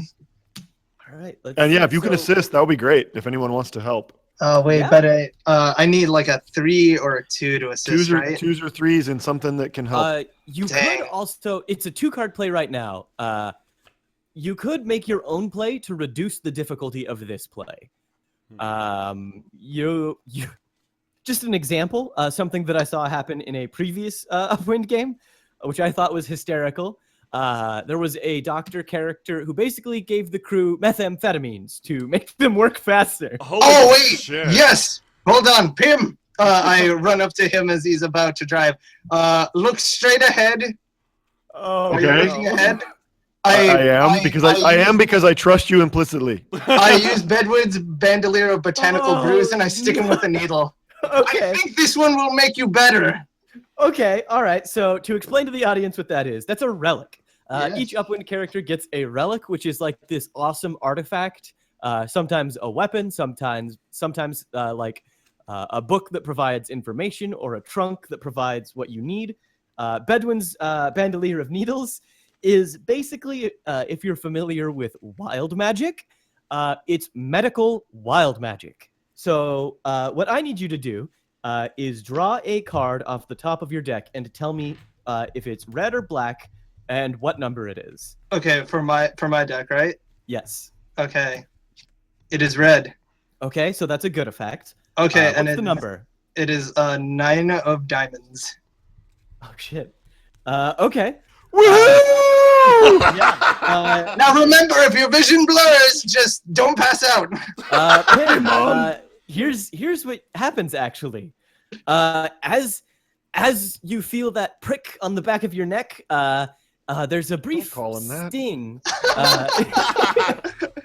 There's a brief stinging sensation in your head, and you feel the breeze around you sort of moving, and you hear it. The wind howling, and then you hear the wind talking to you. You hear a whisper on it, and that whisper tells you how the wind is going to flow. And God, is that you? That whisper, you swear that whisper lets you see the currents of air as they swirl and eddy in the air, and you're able to guide the ship along these riptides of air to get you there faster. That reduces it down to a 1-card play. Okay. So, all right. I'm imagining the wind. There's like in Pim Vision, like there's like this wind wisp that just comes up next to you and whispers into your ear the true motto of the wind, and it's just like, gotta go fast. All right. So stakes established. Are you ready to play? I am. All right. I got a 10. I have a 25. Oh, Okay. the ship's gone. I spent my culture cash. Yeah. Okay. The ship's gone. The people on High Stone that were still watching the ship as it drifted away, they blink. Sonic and then boom. That was my best one yet. Yeah. And so the ship it's at Fortress Dominion. You are, if ships had brakes, there would be the as the ship just sort of leaves a rubber skid as it stops before it crashes into the island, and you peacefully dock at Fortress at Dominion. So everybody is at this island now. And Jay, you mentioned you wanted to take a break. Yep. Okay. If everyone wants to use the bathroom, I can take first shift talking to the chat. If not, I will go use the lavatory. Go for it. Woo! Be right back. Look at the needle and say, oh, that's what that one does. Yeah.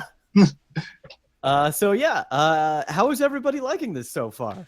I'm having a blast. Yeah, this is rad. Nice. Yeah, we are about to get into the meat of the session, and hopefully it goes well for everybody. I really don't know how it will go. I got vague plans for this down, but we'll see. As far as the audience, how's everybody liking it so far, aside from stream technical difficulties at the beginning? They like it. I'm glad that you guys like it. Yeah. Everybody seems to love Pim. Yeah. Everybody is super about Pim. Oh, he's my boy. Vocal Fox. Hopefully this will make it to YouTube. I believe that Jay is recording it, and if I'm not mistaken, Twitch has archives that it saves, and I should be able to download it from here, and we will upload it to YouTube after the fact. Rad. Yes. I'm enjoying the insect-based enemies so far. Well, except for the spider, but still. Yeah, there should be more of those. back. There Sorry should about be the more delay. creatures. And there should be. I'm excited for the cash and also for the crew that ended up winning the contest. Ooh. Ooh. All right, I'm going to go use the bathroom real quick. Cool. The abridged hero actually has a question more for Jeff. When I believe this is actually a question on the Upwind Kickstarter that is answered, but Sure. do you have a date for when Upwind will become available? Well, the plan, the Kickstarter says that the delivery date is October of next year. But our goal is considerably sooner than that. That's We just didn't awesome. want to make promises we couldn't deliver. Yeah. The book is done. What's going to determine when it actually comes out is the production of the art, and then the actual print schedule. But we're hoping to make the summer con season with it. Nice. Yeah, that's super exciting. I'm eager to have a copy of Upwind in my hands. Yeah, the quick start guide, the quick start primer is done in layout right now, and hopefully by the end of the Kickstarter that will be available to all backers, so you could actually start playing Upwind right away. Oh, damn. It just won't have all of the setting and all of the nuances of the rules. Nice. Ari and Jav, the winner will be announced closer to the end of the stream, or depending on certain things, it might be sooner. So yes, the PCs are not the contest, not the people who got picked in the contest. The PCs are competing against them, actually, to spoil it a little bit. Circle it. Yes, you can play the embarrassing character in the anime adaptation. Embarrassing is my favorite right now. Yeah, Embarrassing O is a real good character. Azrael, actually, I think, Jeff, you got into, what gave Jeff the idea of Upwind? I think you actually got into that in an interview we did with you. Yeah. The short version is I was hiking on a mountain in Hawaii, actually, and looked out over the water, but the sky was really gray that day, and the water and the sky were exactly the same color, and it looked like the island all around me was just floating in the clouds, and that's sort of where the impetus of the idea came from, and grew from there. Yeah, it's a really cool idea. And you also, just to bring attention to it, you have another game that you did, Blue Planet, right? Yeah, Blue Planet, we did through Biohazard, and then licensed it to Fantasy Flight, and then ultimately I did the Midnight D20 setting. I wrote that for Fantasy Flight as well. Nice. Something that I wanted to talk about that might not be readily obvious is ability design. Like, we all have these very interesting names for our abilities, because basically, like, a big part of the game is convincing the GM that your ability is relevant in a specific situation. Yeah. So yeah. you don't want to just name your ability strong. You want to you want to give it a flavor. Like, let's go to my character, for example. So, like, for Illustrious O, his ability that is functionally strength is called Stiff Upper Body, which is strength and also mitigating emotional and physical harm. I was about to say it could be like stiff upper lip. Yeah, So exactly. Or like, Shocking Reveal is one of his potential abilities, because you could argue for a lot of situations that you could use Shocking Reveal in. Like, it's all about naming your ability the most clever thing possible that stays in character. Like, none of these are drawn from lists in the book. These are all created by the individual players. Every player needs to name their own ability. So, like, you can imagine that making a character for this winds up being super fun, because you basically get 9 slots to fill with just stuff. Like, you trying to be as clever as possible. It's stuff. great. Yeah, like, you can do anything. It's awesome. Yeah. Well, and they also part of the intention is to also describe your character through those, not just what they can do, but who they are. Yeah, your abilities and skills and potential can give people insight into what your character is, and what they've been in the past. Like, it's awesome. Oh, also, to boot, do you guys want to describe your characters? Because I don't think we've got into physical descriptions of these folks. Oh, yeah. And I think we've also got some new people into this stream who might have Yeah. stuff. So yeah, let's do another before we jump back in, or a round robin of who's playing who and what they are. I can go first. All right. I'm playing Illustrious O, who's a fabulous jackass, as I've played in the past. He looks like a shoujo protagonist if you took the scale tool and then brought it down and made it a little wider. He has a big personality that he does not live up to, even in the slightest bit. That's functionally my character. I'm Michael. My name is Doc Pepper, which I did not realize was also a thing from the soda. That was not intentional. I'm wearing a perturbing bird-shaped mask, and I've got essentially like a bright orange rain slicker and rain hat on because I always want to be safe from the elements.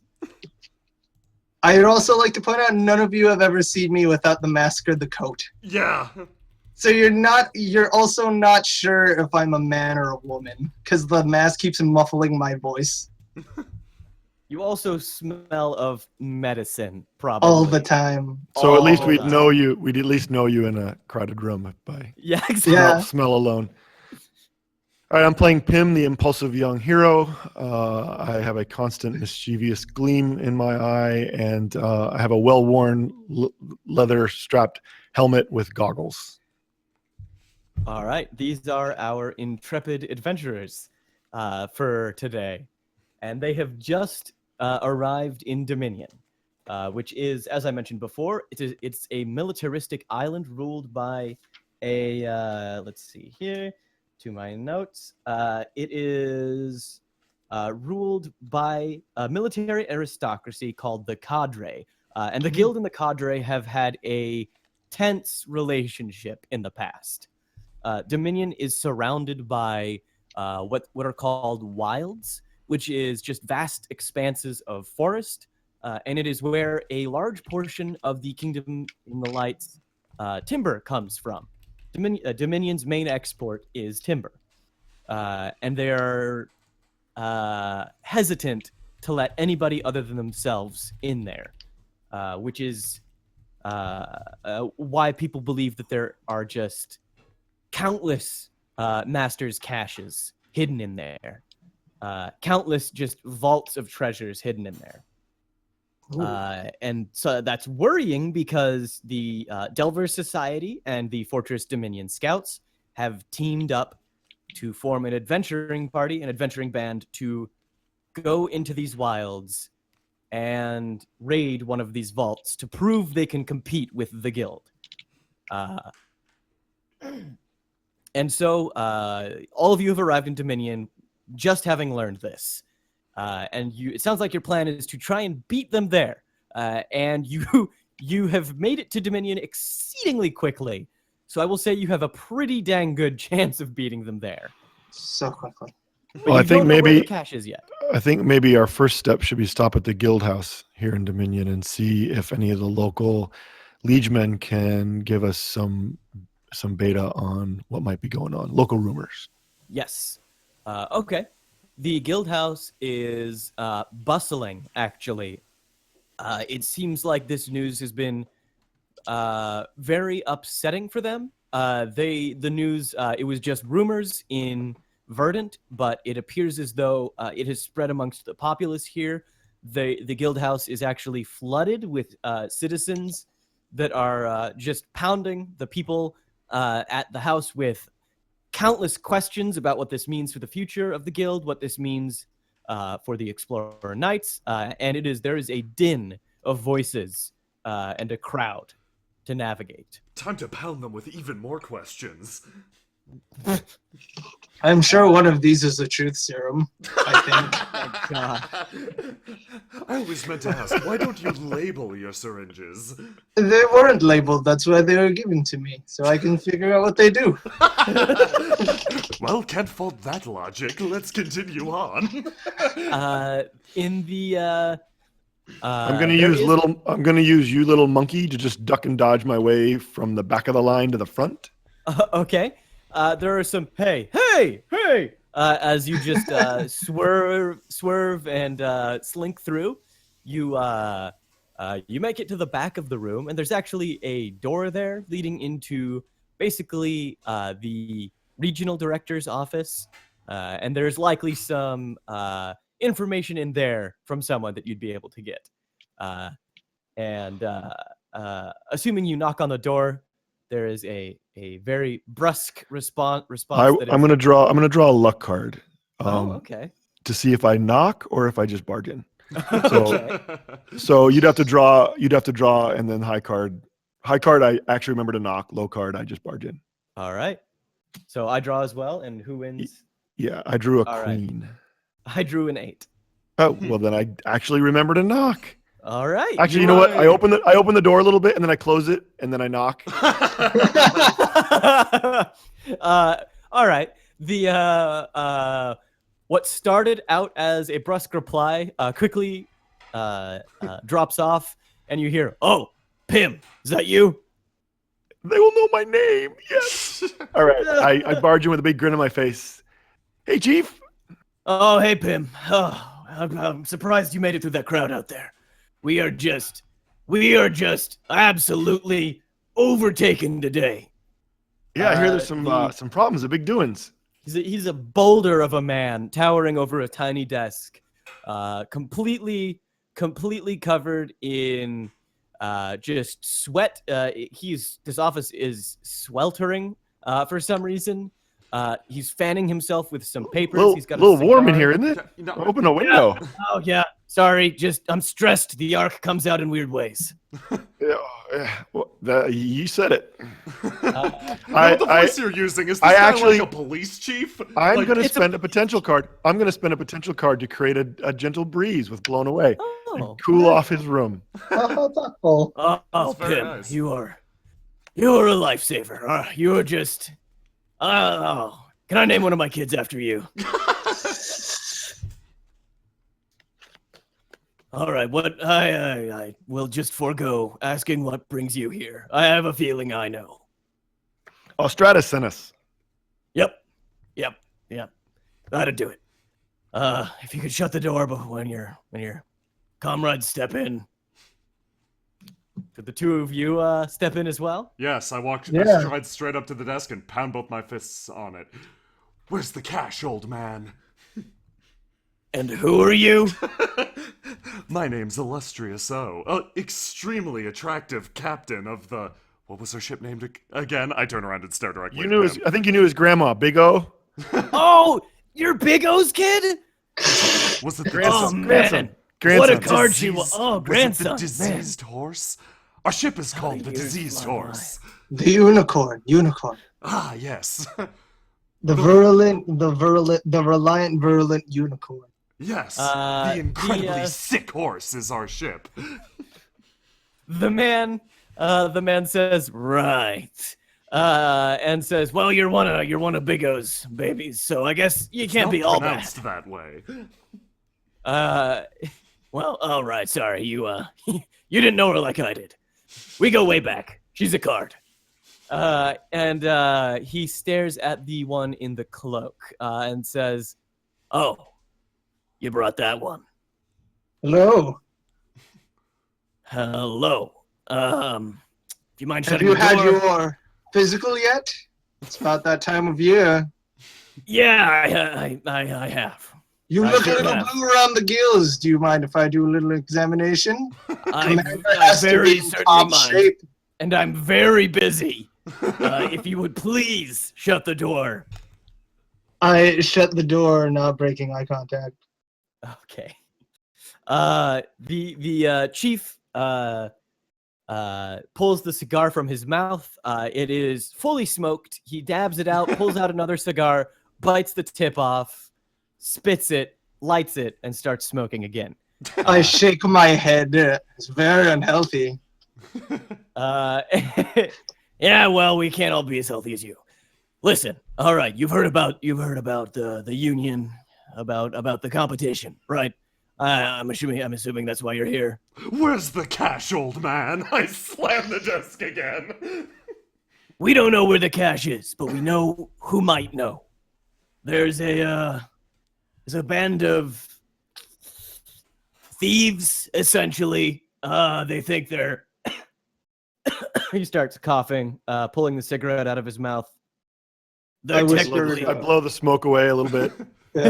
I marvel at the fact that he's smoking both a cigar and a cigarette. Yeah. I talked to Marvelous OC. He's got lung rot already. I shake my head. They're technically on the right side of the law, but they skirt it. They really tiptoe that line. So, if you wanted to bring them in for some questioning, you could do that. If you want to kick down their door within your rights, it's whatever needs to be done for this. They're dangerous though, and they probably know that people are coming. They're the ones who found the cash in the first place, supposedly. They're the ones who sold the location of it to the scouts and the Delver Society. If you'd be best served turning them upside down and giving them a good shake. Very well, Oh, then Chief. we're done with you. I walk Chief, away. I'm ready for that. All right, well, look, Just give me a crack at him. Of course. Take as many cracks at him as you need. And if you need any assistance on this, I've got plenty of fellas. We're busy, but never too busy to lend a hand. We've already brought along Egg. I motion at Egg. Who? Zeg. Everybody knows Egg around the guild, right? I look at everybody else. I nod my head up and down. He's a very healthy gentleman. No one can say no to him. Some people that were busying themselves with paperwork look up and nod silently. The chief goes, I guess I must have missed the memo. Nice to meet you, Egg. and he says, all right, here. He forks over, he passes across the desk a map of the, basically the district of the city that you're in. There is a section that he has circled in ink and scribbled atop it is the name The Foresters. And he puts a big plump finger on it, sausage shaped, and says, right here's where you'll find him. You're gonna find a fight too. So good luck. You don't necessarily know that it'll be a fight. I lean into the doc. Doc, do you believe that this will be a fight? I look at you and open my coat, and you just see the shining of the bandolier of syringes. Yes, I believe that this will be handled handily. I give the chief a small nod. All we got to do is just explain why we're there. No problem. It'll be great. Yes, no problem. I give another sly nod. I mean, I probably know these guys, so, it'll be all right. Yes, cool. we'll get to know them, sly nod. The chief goes back to fanning himself as you exit the room. And Give him one last blow. Clean out that cigar smoke. Hopefully that lasts me the rest of the day. And he bids you farewell as you make your exit. So what would you like to do? You know where it is. Straight there. All right. Straight there. Okay. Do you race with Pim to get there, or do you just let Pim have the way? You know what? I will race with him for about 10 feet and then give up. Slow down, you damn hooligans! Important question. Do you bring along any of your crew? Yeah. Well, we have Egg with Egg. us. You just Egg? That's all we need. That's all All, we need. all you need. All right, you're bringing along Egg. The trust. Egg is hard boiled. He can take it. Oh, yeah! There it is. Oh, good. Oh, man. I was waiting for somebody. So does that mean egg is worth an automatic cash card in any hardcore violent scene? Oh, I'll man. give it to you. I'll give it to you. Yeah. Okay. So it is as you rush there, the your surroundings get less and less well kept. It seems like the scouts, the police, and the guild have sort of left this place to its own devices. It is very, very covered in just long lines of basically cloth left to blow in the breeze. There are dark doorways that lead into huts and various buildings. There are eyes in dark alleys that watch you sprint past. You swear maybe once or twice you see the glint of a knife, but it wasn't aimed at you, so that's fine. And as you rush there, you see a somewhat standalone building. Outside, it has some potted plants that are fairly well cared for. There's some nice, you can see through the windows on each side of the door. There's some nice drapes with little castle patterns printed on them. Does Pim remember to knock?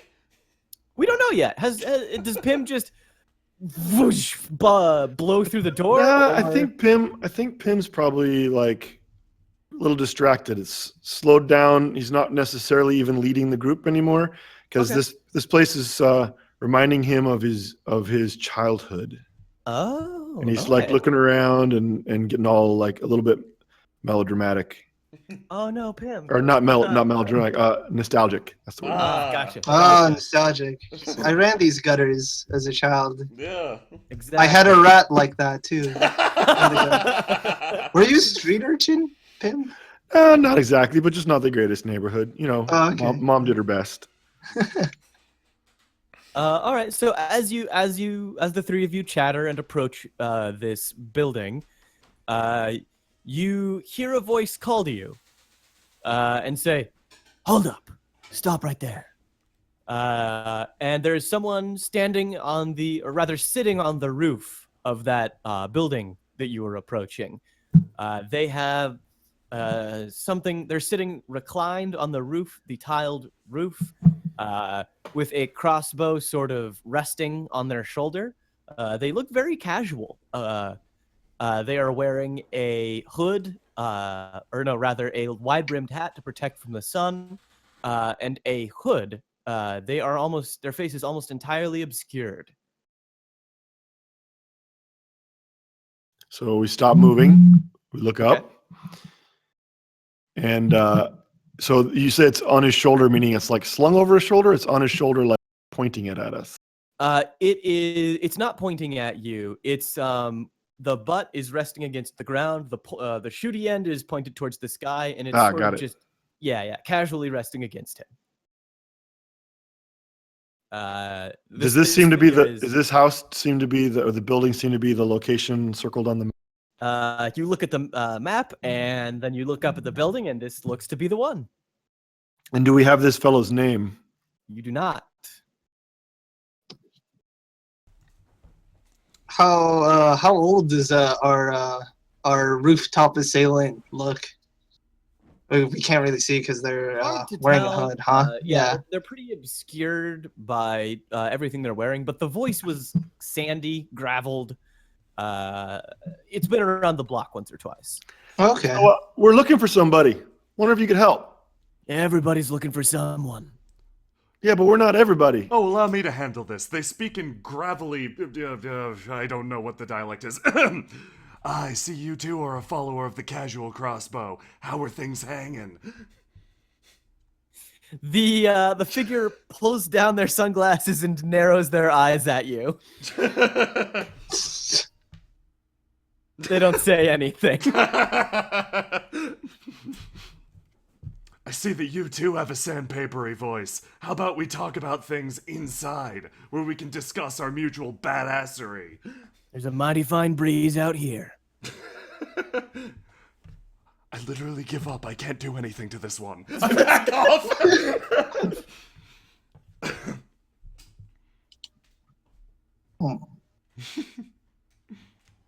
Well, I mean, we could talk business out here, but you don't want anybody in on the cash? Really? I mean, I know that we don't see anybody standing around here, but He holds up a hand to yes. silence you. And he looks both ways up and down the street. There's one passerby. He gives them the stink eye until they walk along. And the figure very gracefully leaps from the roof, lands in front of you, and walks up, speaking in a hushed voice. You know about the cash. well, that's why we're here. How did you find out about the cash? Doesn't really matter, does it? All that matters is that we need to find it, and we heard that you know where it is. He stands there for a moment in consideration, and he says, I do know where it is. In fact, I'm one of the few people who does. But I'm not so willing to part with that information. And I got a couple boys in that home there that are, well, eager to back me up. Well, I mean, we could do it that way, or we could do it the easy way. I mean, I'm a man of peace, really. But if you want to go that way, I got some friends too. And I emphasize by putting my hand on the pommel of my knight's blade. Yeah, I loom up behind Pim. So that he knows that we're not just some local toughs. Okay. He looks from each of you and then stares back at Pim again. And he says, listen, you're going to have to make it worth my time. I'm all for peace and all that, but at the end of the day, it's bills we got to pay, right? Can I promise this guy a fraction of my enormous fortune? Gotta leave that on you? No. It's back on the ship, partially at least. I had a lot of it converted into gold statuary. I pause for a second. I won't tell you of what. The man narrows his eyes. He says, even further, and he says, Listen, I'm gonna need something he rubs his two fingers together. up front to prove you're legit. If you want to try and make a play, you can do that. But he seems pretty set on wanting something for the information. Yeah, I mean, do we want to give these scumbags anything? You just assume they're scumbags. I will go up. It's like, well, this cash seems to be very important to us, so I will. You have to promise me that you will tell no one we were here. I come from a very prestigious laboratory, and we were going to test out some of these. And I open my coat and show them some syringes, and I pull out a couple, and it'd be like, now as collateral for giving us a little information, I can put you on the ground floor of some new research. This will get you in the door. He grabs one of them, kind of squeezes it so a little comes out, and he smells it, pulling down the hood. You can see that he's got a just big scar on the left side of his face. He puts the hood back up, before he put it up, you could see him make kind of a face at the smell of the thing. And he continues, like I said, this will get you in the door. As far as the rest of negotiations, this cash is worth more than just a couple syringes. You're gonna need to make it worth our time. So I'm assuming that the guild has not given us a big expense account with which to bribe people. No, they haven't. And illustrious O, like, is he always talking about all his money never Yeah, really I producing. frequently do not shut up about my enormous fortune. But do we actually ever see anything of your enormous fortune? I think in my room I have multiple statuaries mostly depicting me. But you don't pick up the bill at the bar or anything, right? No, I'm a jackass. Okay, But so at best you're bluffing them that you're going to pay. Yes. also, you two shouldn't be at the bar because you're minors.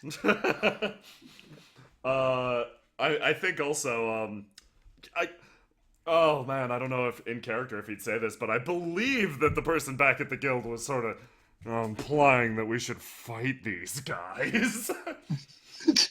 I mean, you don't have to fight them. What you do is entirely up to you. Yeah, no, I think Well, Illustrioso is going to take that implication and run with it, though. He said we got in with the syringes, right? Like we get to go in and Yeah, talk yeah. to the guy in charge. So maybe we do that. Yeah. Yeah. Very well, but I'm always spoiling for a fight when the guild tells me to. I crack my solid gold knuckles. They're like brass knuckles, but more expensive and less So effective. you crack them and break them. They fall to the ground and I quickly gather them up. No, you bring out like another pair and you just leave those two on the floor. I imagine your O family is rich to the point where you buy like $50 socks and at the end of the day you throw them into the trash after using them once. A rat scurries by and steals away the pair that fell on the ground. You enter the building. Materials. The building is thick with smoke. There are a variety of fellows lounging around. There is crates upon crates stacked high, some to the ceiling, some built as makeshift tables, some as chairs. They all menace you slightly as you step in, but the figure that leads I you grin and wave. the figure that leads you in gives a very almost imperceptible nod, and they all turn back to what they're doing, playing cards or playing Upwind or playing poker, whatever.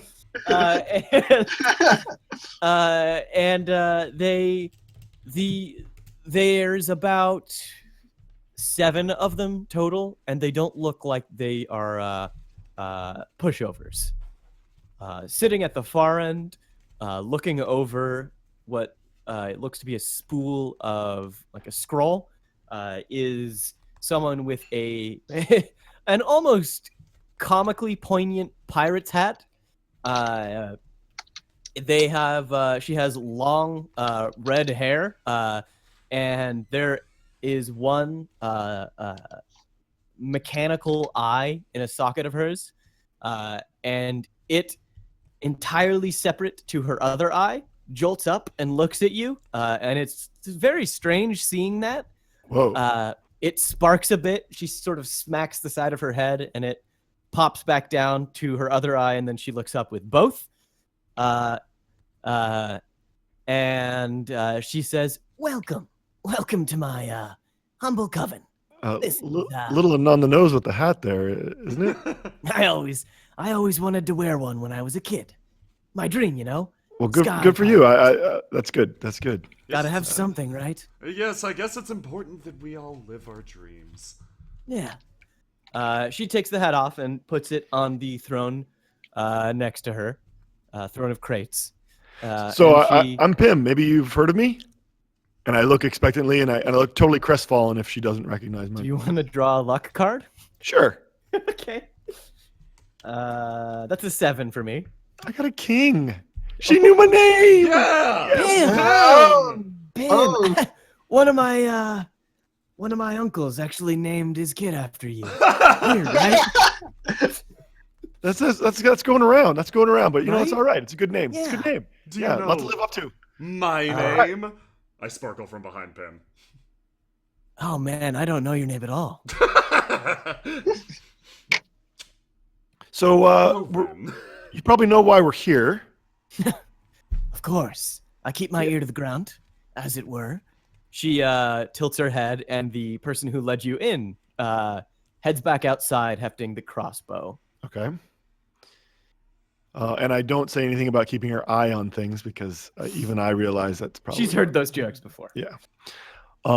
She gestures to crates for you to sit down. I sit down. I'd sit down too. I've already sat down. Anything to drink?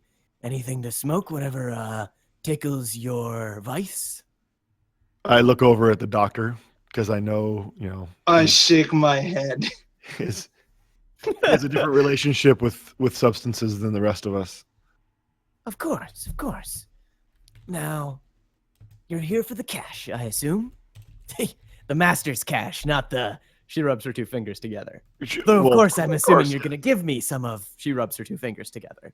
Well, here's the deal. I mean, you know the guild that we serve everybody equally. We're not about, making money or paying for this kind of information, but it is useful and probably to your benefit to maybe be owed a favor by the guild. And I don't mean, a jump start in your ship. I mean a real favor.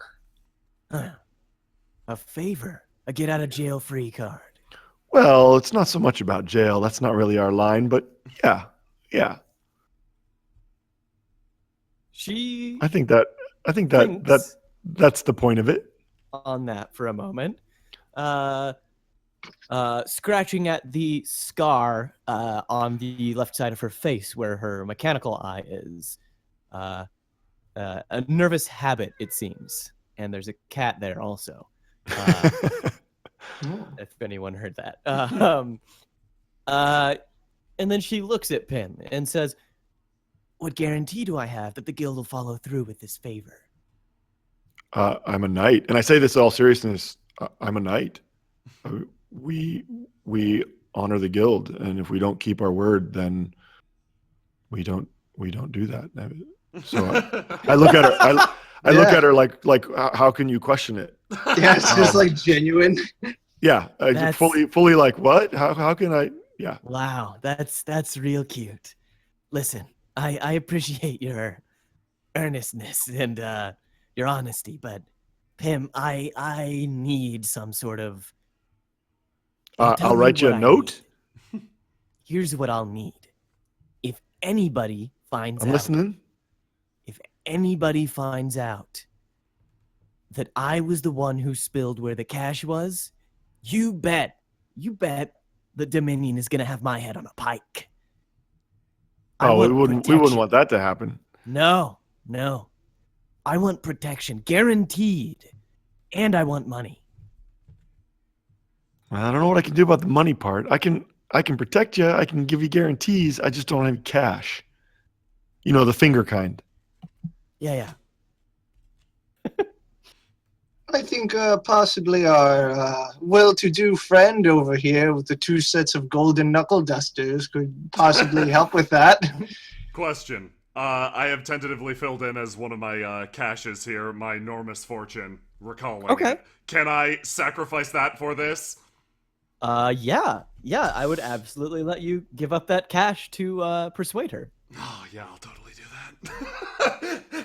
In character. Yes, So I've been of angling. course. I've been angling to make a play. Okay. I have a skill called better than a sharp stick in the eye. So I realize that this isn't, it's not the same as getting money, but in a negotiation, this favor could be valuable. And, so it's better than a sharp stick in the eye.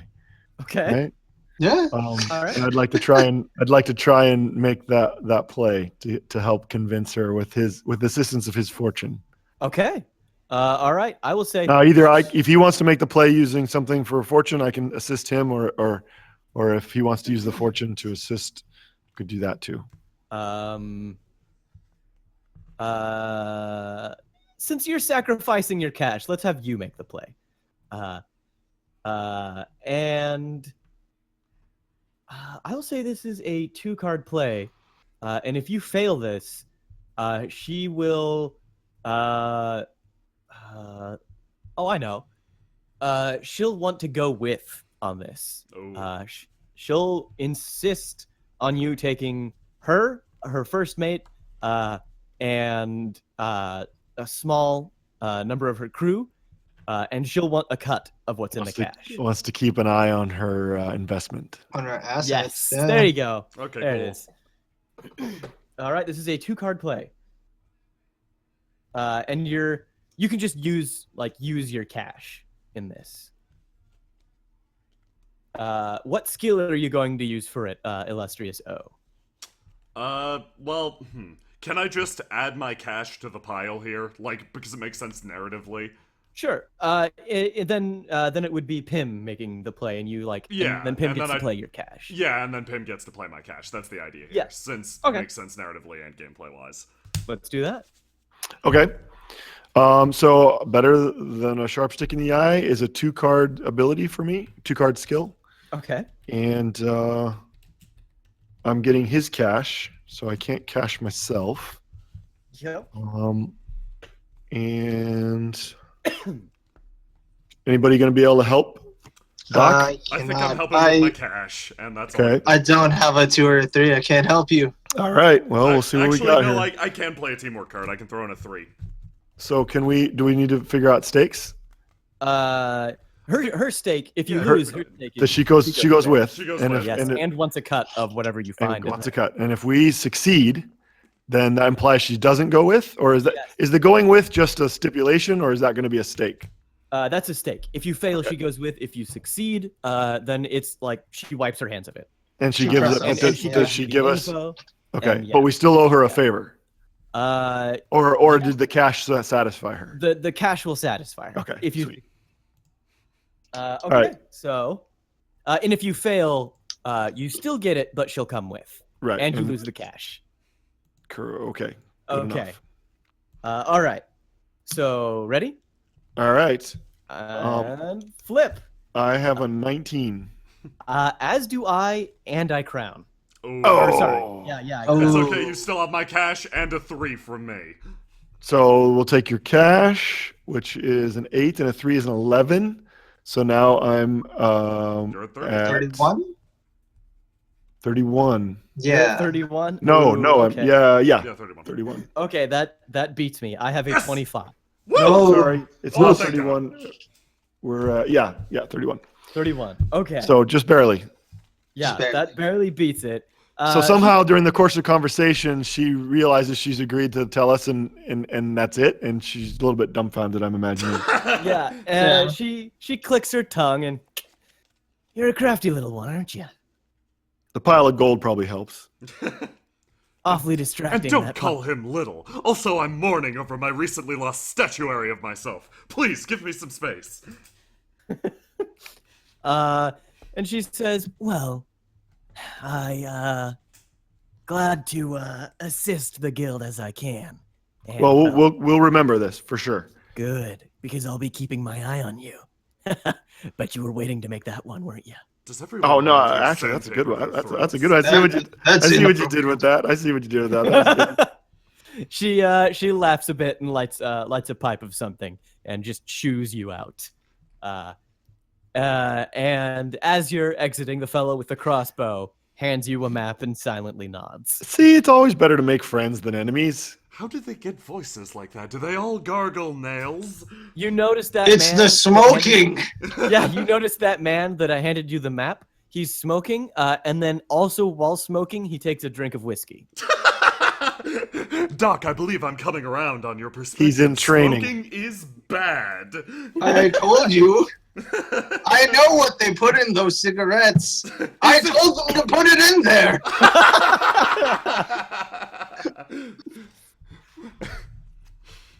So Faust, I'm going to take a quick breather. I'll be back in about 60 seconds. Okay.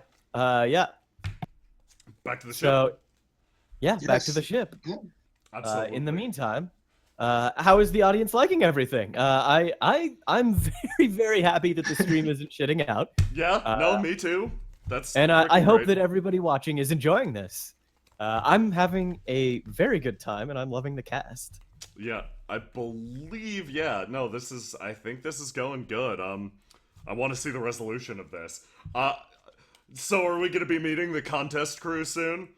Yes, Oh boy. you certainly boy. will. There's You already got me shaking in my boots. I've already been linked on Twitter to some fan art of the good doctor. What? Oh, what? Yeah, here Here. you go. It's real good. I'm gonna I'm actually drawing the dock right now. Oh, that's awesome! Oh man, Oh my god. that's so good. I love that. Doesn't hurt. Yeah, if there's anything else, tweet it at me at Stabbiness, and I'll get it to the right people. Oh, they got the hat right too.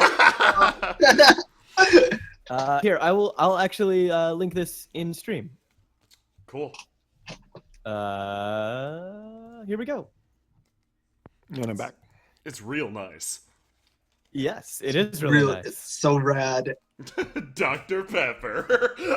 Oh, I love it. I'm here. Okay, perfect. Welcome back. Pim's back. Bim's back. Brought the All shit right. back. Which way did he go? He's back now though. All right. So you all, I imagine, head back to the ship with Egg, your intrepid companion, and you now know where the cache is. It is a pretty good distance out into the wildlands, and you notice that it is fairly, it's leeward, which means it is quite deep into the island. It's not on like the outskirts. It is in the densest part of a very crudely mapped portion of the forest. And there are now. I was actually wondering about this, Jeff. Can the Explorer Knights ships function like over land, or do they need that updraft from the dark? Well, they need the magical component of the updraft to stay aloft, and there's Okay. things called wind shadows over the island, and so there's some Oh, rules shit, slash that's good. guidelines about Yes. as you go inland. If you're not high enough above the island, your ship will lose Just power and falls. settle Yeah, out. that's Well, awesome. it just gets less and less powerful and settles out on the ground. Design-wise, it's so that you can't go everywhere by ship. You have to do Yes. some Yeah. exploring on the ground. That's so The trouble is, it also, the longer you spend in the interior of these bigger islands, your potential fades as well. So you don't have access to your supernatural abilities over Oh. time if you spend enough time in the interior. Yes. Okay, so I did design this correctly. You actually notice on the map there are what look to be holes in the island that seemingly just drop out. It looks like there were ground swells in the past, which is basically an earthquake where the ground heaves and drops out of an island, and then everything in that area just falls into the expanse, into the dark below forever. And you think you'd be able to navigate in such a way that you hop the ship between holes in the island, keeping it afloat, because this is quite inland. And if you navigated your ship there just going over,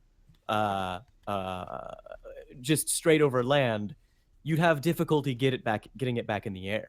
Oh, if someone tells Pim about this plan, he's all in.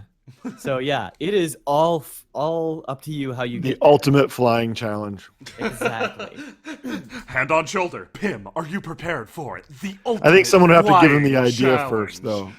Yeah, no. Hand on shoulder. Pim, are you ready for the ultimate flying challenge? You had me at ultimate. Like crying. So yeah, do you want to try and approach it that way, like hopscotching, leapfrogging from one hole to the next? If the crew is not horrified at the prospect and still willing to do their job, absolutely. You got that cash earlier, illustrious O, so they are not. You'll have a cash to use on this, actually. In that the crew will do whatever you tell them to. Oh man, I'm going to specifically bring up that time that that I maneuvered a launch through all of those vines and be like, "You remember that? Oh man, that was great." Anyway, and then lead on with this plan.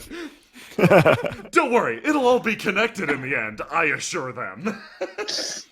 Okay, so you're going to try and debark from Dominion and take the ship just right there. This is Yes. definitely going to be a play. Yes. This is going to be a 3-card play. Does Okay. someone have an attribute that they want to use to do this? I'm going to use man. my attribute. I could. Oh man, I could. No, I feel like this is Pim's play. Still, you're steering us in This there. is Pim's play. Yeah. I can Yeah. help. I've I got a good card to help, but I also have, I think, a good play to lead it if needed. I've got quick as lightning, which would probably help with this, but I still feel like this is your ball game, Pim. You're the one doing All right. the ultimate driving challenge here. Oh, thank you. I was hoping you'd say that. All right, so I'm gonna use Hey Sailor Boy.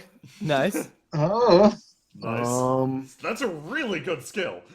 It is. so boy. And would you say that this is strategic? Yeah, I'd say it's strategic. It's going to require a certain degree of strategy to time this like correctly. Perfect. Yes. All right. Actually, you know what? I think I may forego that. I think I may go with Fly Boy. That one's good too. Nope, I'm gonna stick with Hey Sailor Boy. I think it's my best So shot. many boys. But we can use the cash with your crew, right? Yes. And I'm gonna go ahead and play my Knight's Cash, Okay. my blade cash. Oh wait, no, I'm sorry. Forget my own rules. You can only play one cash at a time. So we'll use his crew. We'll use his crew I cash. thought you were going to use it to reshuffle. No, no, I don't want to do that. I think I Okay, want to play the cards I have. So I'll play the crew cash that he has, and I'm ready to go when you are. Let's do up some stakes. All right. This is a 3-card challenge. Let me pick my cards really quick. You want to do some stakes? Yes. I've got a 3 to help out also. All right. So Okay. stakes. What do you want to get out of this? I would love to get the ship back or get the ship there, but in such a way that if we need to get out again, I learned all the lessons I need to, and I don't have to make a play to get back. Oh, nice. Okay. All right. Smart. So you've got like a quick exit strategy in case you need it. Yeah. So we're laying the breadcrumbs as we go in, so that we Gotcha. can come right back Nice. out again. Gotcha. Imagine we're going to be bouncing from these pits you described, from one pit to another, just kind of catching the wind as we do. Uh-huh. All right. I want to lead. Well, no, it's still another cash. Never mind. Only one cash at a time. Yeah. So yeah. What's the stakes if we fail? All right. So the stakes are, if you fail, your ship will not make it there all the way. You will lose your lead on. You'll lose your lead on the people that you're racing there. And we'll ground out somewhere. Yes, Oh, it'll ground no. out somewhere. Okay. Ooh. I also vote that egg is thrown overboard. Oh no! All right. Yeah. He's gonna get You scrambled. suggested it. Yeah. You suggested it, I thought you so- said he was hard boiled. Do we lose him? Oh no! Do we lose him permanently, or is he just I like? think just the unspecified thrown It'll be- overboard. Yeah. Oh, no. You could, at the time, if he's thrown overboard, I'll let you make another play to try and catch him. But him getting like chucked off the ship, All that right. will happen. All right. Oh no! Yes. So the ship won't make it there. It'll be grounded. You'll have to figure out how you're gonna get it out. And egg will be chucked off the side. Yeah. Someone's and- chucking eggs. Chuck an egg. And you'll have lost your lead. All right. So Suck. All right. stakes established. Are you ready? I am ready. All right. Here, I'm gonna swap out this card for this. Illustrious O, you said you gave me a 2? I'm giving you a 3. A 3, even better. Ooh, All right. yeah. All right. Okay. And flip. I flipped. I've got a king and an 8, and I'm going to crown the king. Ooh. Okay. So that with his 3 gives me a 28. Okay. I have a 10, a king to crown, Oh no! and I got a jack. So that's 30. Oh no! Oh, we're going in. We're going in. Yeah! So the Come ship- on, prepare for impact. So well, the ship Prepare for is impact. like bouncing from gust to gust, and you turn and didn't quite hit it, and the upward gust caught the side of the ship and flipped it, and it rights itself, but as it's flipping, you miss the next gust of wind, and Egg just launches off the ship as though propelled by a cannon. No. And he hangs there for a moment, and now time is frozen. What would you like to do? Oh gosh.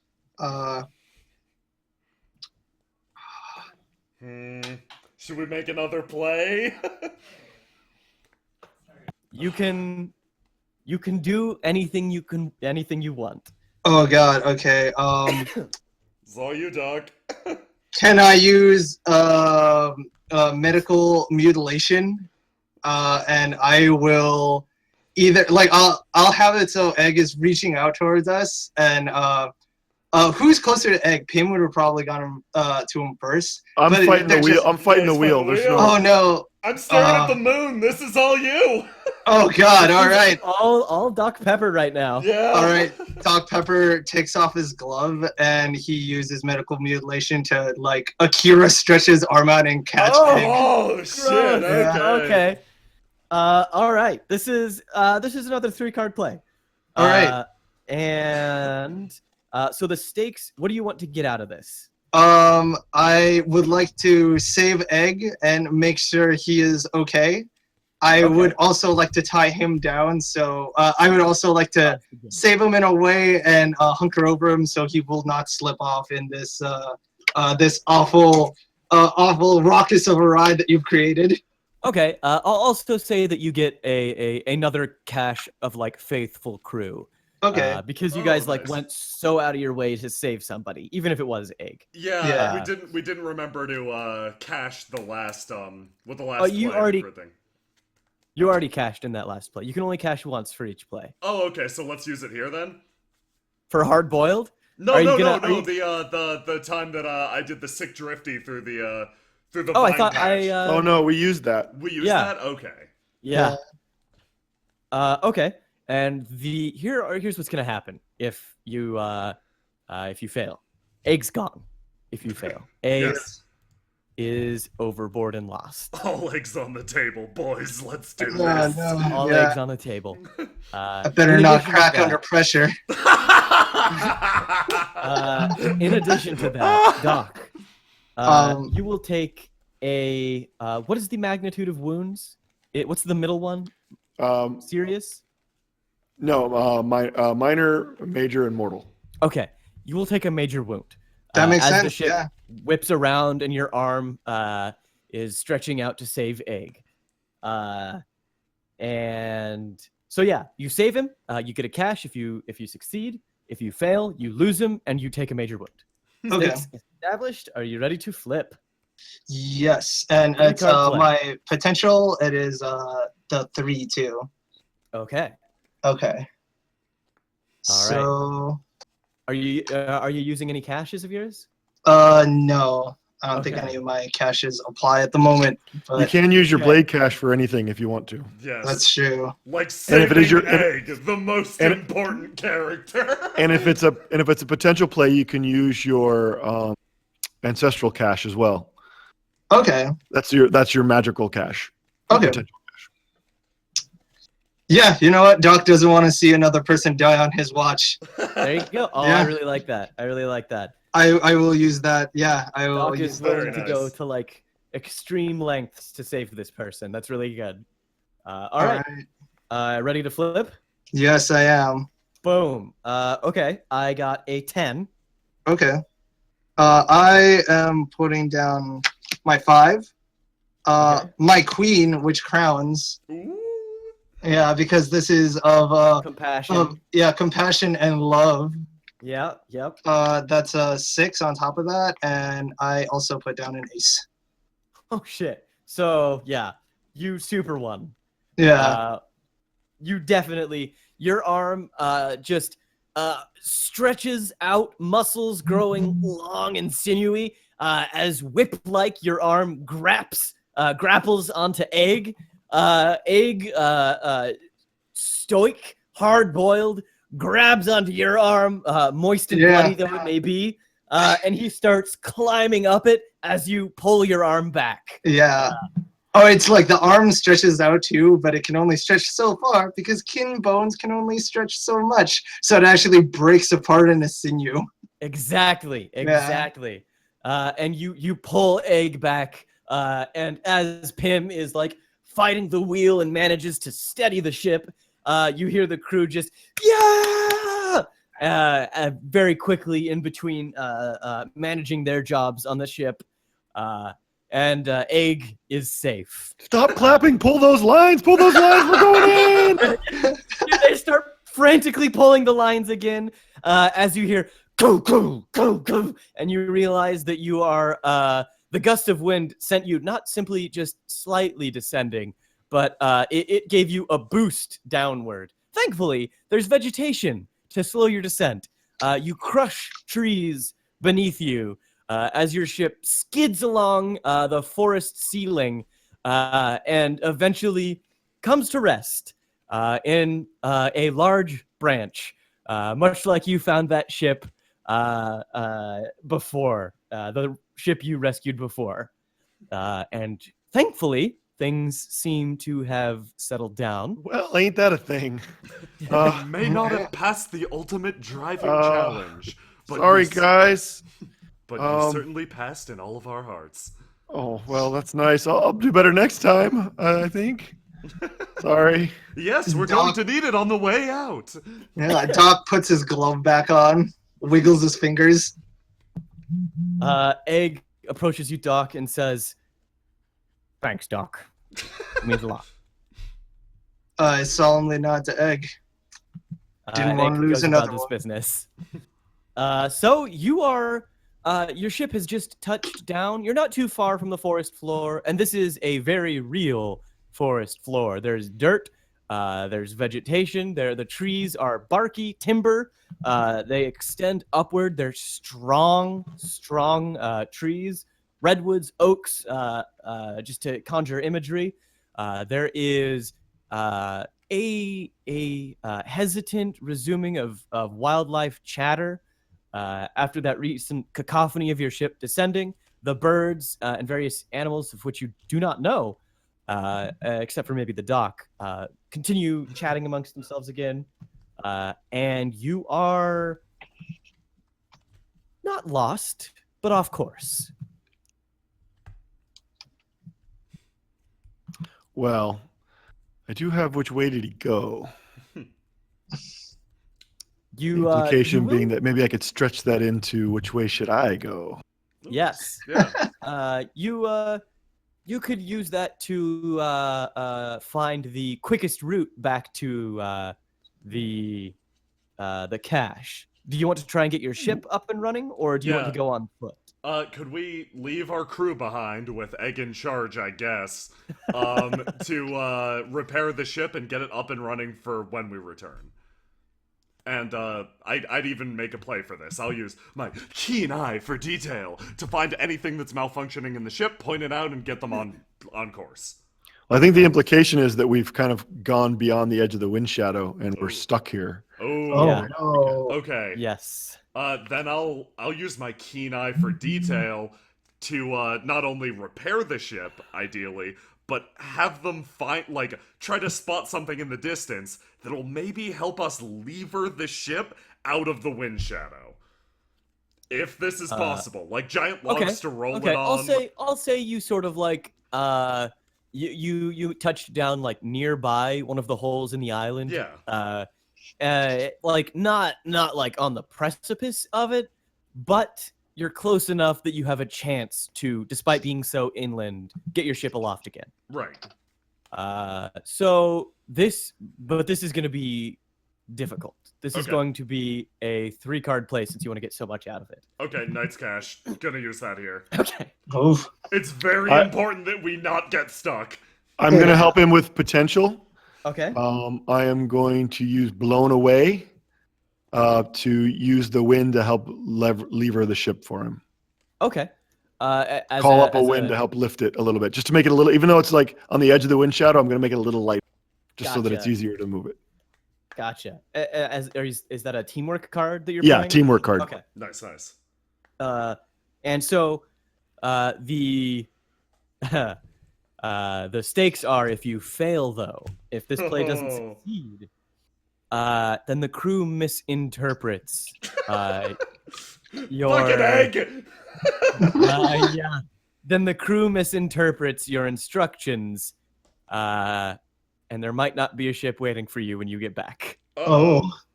Okay, let's do it. Yes. Okay. I got my 2 cards.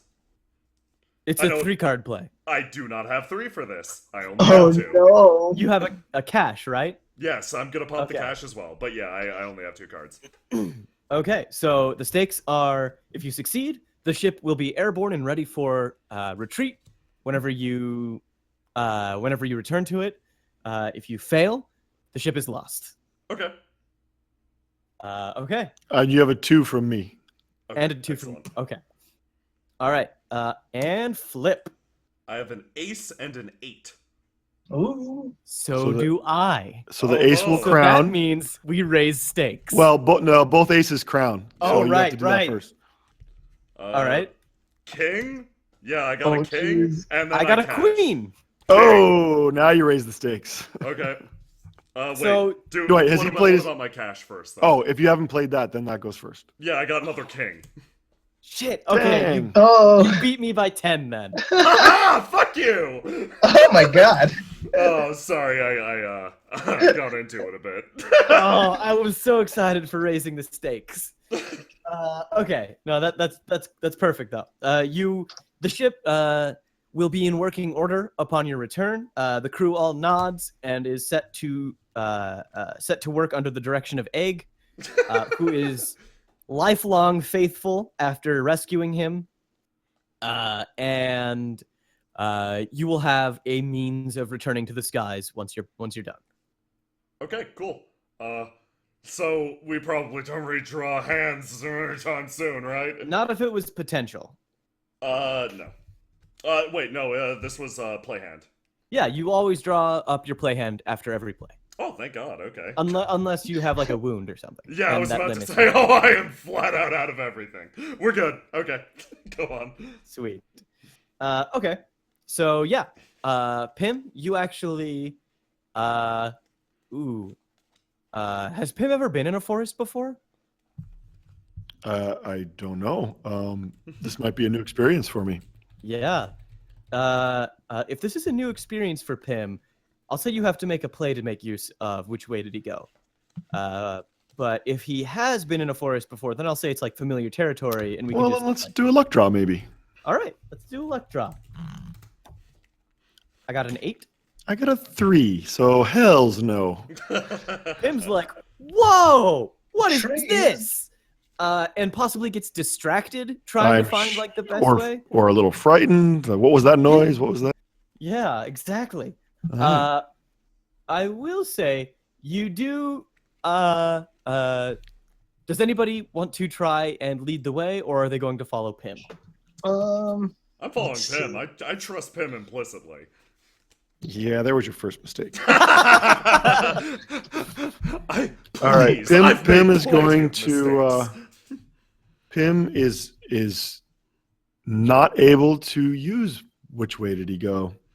Could I use Reckless Brilliant to use the wildlife to kind of figure out the correct course of way? Kind of like, oh, this tree only grows towards the east. Oh, like the moss only Yeah, grows nice. on. Yeah. Yeah, I'll give that to you. That Okay. would be a 2-card play. All Since this right. is uncharted territory, and though you do know the trees, these are maybe they don't operate the same, maybe they do. We'll see. Okay, excellent. Yes, I'm going to use Reckless Brilliant, and I'm just going to begin sprouting. It's like, this is a Elder's Cloud tree. It only points towards the north, and under these certain circumstances, and I play. Oh, wait, 2 cards? what stakes do you want to get out of this? Yeah, Back on course. like we get back on course, and like because we were trying to slingshot from island to island, right? Yes. Well, from hole in island to hole in island, I think. Yes. Yeah, I'll find a better, like an actual safer way that's faster than that. Can we ask as part of the stakes to be able to approach unseen? Yes. Oh, yeah. that would raise it to a 3-card challenge. Okay. What are you feeling, Doc? You got this? I think I got this. Okay. Yeah. All right. So do you want to get there on foot, or I'd say if you want to approach unseen, you'd have to do it on foot because ships aren't super conspicuous. Well, our ship, we decided the ship is waiting for us anyway. We can't fly Yes. it till we get back. Yeah. Right? Yeah. Exactly. Yeah. Yeah. If it's stuck, you could wait, but if you waited, you would lose your advantage. Yeah, fortune favors the bold. We gotta take this route. And also, just so you're aware, according to the rules, for every bell that we spend in the wind shadow, we lose a card from our play hand, from our potential hand. So our abilities actually are going to degrade as time goes by as well. Oh, geez. Okay. And these woods are dark and terrifying. There are all sorts of strange noises. So what you want out of it is to basically get to where the cache is, right, and approach it unseen. Okay. Yes. If you fail, you get lost. I lead us into somewhere dangerous. Yes. Like it's like, oh, this is this tree. You lead everybody. Yes. Oh no, spiders! You lead everybody towards, unwittingly towards danger. You'll have to find out if you get seen or not. You won't know. All right, so stakes established. Are you ready to flip? Yes, and this is 2 or 3 card? 3 card. Okay, 3 card. And I will. Well, that'll be 3 card for him. Whatever your ability is for you. Yeah. And I will actually use my Knight's Cash in this one too. Okay. Nice. Yeah. All right. It's smart. Yeah. Right. Hey, illustrious O, can you help him out? I don't have anything. Sorry. I wish I did. I need to do this anyway to get cards out of my hand so I can get 3s and 2s to help you guys out too. No. Oh, that's okay. Let's do this. Let's flip. All right. Okay. I got a 17 and an I got a 7 and an ace, so I crown. Okay, I actually got the identical play too, a 7 and an ace. Oh shit. And I crown. Nice. Wow. Yep, into an crown 8 with a queen. And my Knight's Cash is an 8. So I have altogether, 27 total. Okay, let me count mine. So I got 8 and 8, so that's 16. Plus the ace, which counts as a 10, right? Yep. Okay, so it's 26 plus 7. Yeah. Yes, 34, right? Yeah. Way to go, Doc. Today. Yeah. Like I'm going through plants and like lifting my mask and like licking at sap. It's like, yes, it's fresh this way. Yes, of course. Oh, God. Yeah, you sample some of the sap along the way, and it's delicious. It is. You haven't tasted anything like it before. And you proceed through the forest. There are some strange tailed creatures with big eyes and triangular ears that see you approaching, and all of a sudden they hunker down and sprint away through the underbrush. There are overhead winged creatures, feathery, that dart between branches, and they don't appear to pay you much mind. Eventually, looking up, you realize one of them is me as I'm using you little monkey to like go from tree branch to tree branch and try and see ahead. Truly a majestic creature. Caw. All right. You actually, as you continue walking along, the sounds of the wilds calling back at you with each step, you exit the heavily wooded area into this sort of plain. There's a lake, a crystal clear lake. You're standing at the top of a grassy plain, sort of looking down into this valley. And there is this deep lake with oceans from an island floating above, with waterfalls from an island floating above you, pouring down into it. There's a mist scattered about the air as skyfish swim through the clouds created by the falling waterfall. And you see off in the distance, behind the mist on the other side of the lake, this structure. It looks like it's this. You almost want to say it looks like a hilt of a blade, just sort of stuck in the ground. Except if the blade was for a giant, it is a long ways off, yet enormous. It looks overgrown. There are vines wrapping around it as though fingers ready to lift it. And you see huts nearby it. There shouldn't be anybody in here this far leeward, as far as you know, but there are rumors of kin and other things that live apart from the rest of society. Enthusiasm gets the better of me. Zoom! Yep. There goes Pim. I'm actually gonna go ahead and spend one of my potentials, and I'm gonna narratively use Flyboy, and I'm gonna just zip into the air and do like a reconnoiter. Sweet. All right, so you're just like flying over to sort of survey the landscape. Yep. Well, to see what the thing is, that's what I'm really intent on. I mean, I guess the result will be I'll see what's over there, but I'm really like, oh my God, what is that? And I just take off to go see it. Yeah, you blast off into the air using your innate wind potential to send your sky glider soaring with the absence of the ever familiar, ever present upward gust. And you sail over the lake as it sparkles beneath you, your shadow cast across it, as you see Can I have one of those fish.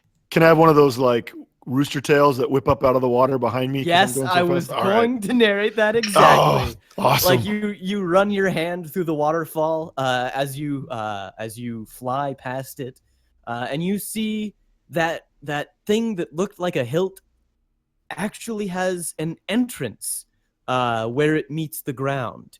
It is golden on its lower terraces, and then the pillar coming out that resembles the hilt is seemingly made of, you recognize it as master's alloy.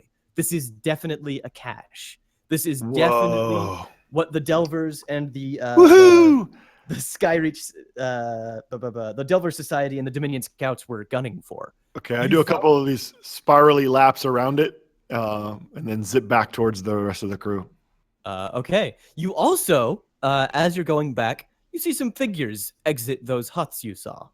And you think they look up at you, but they're super far away and it's hard to tell.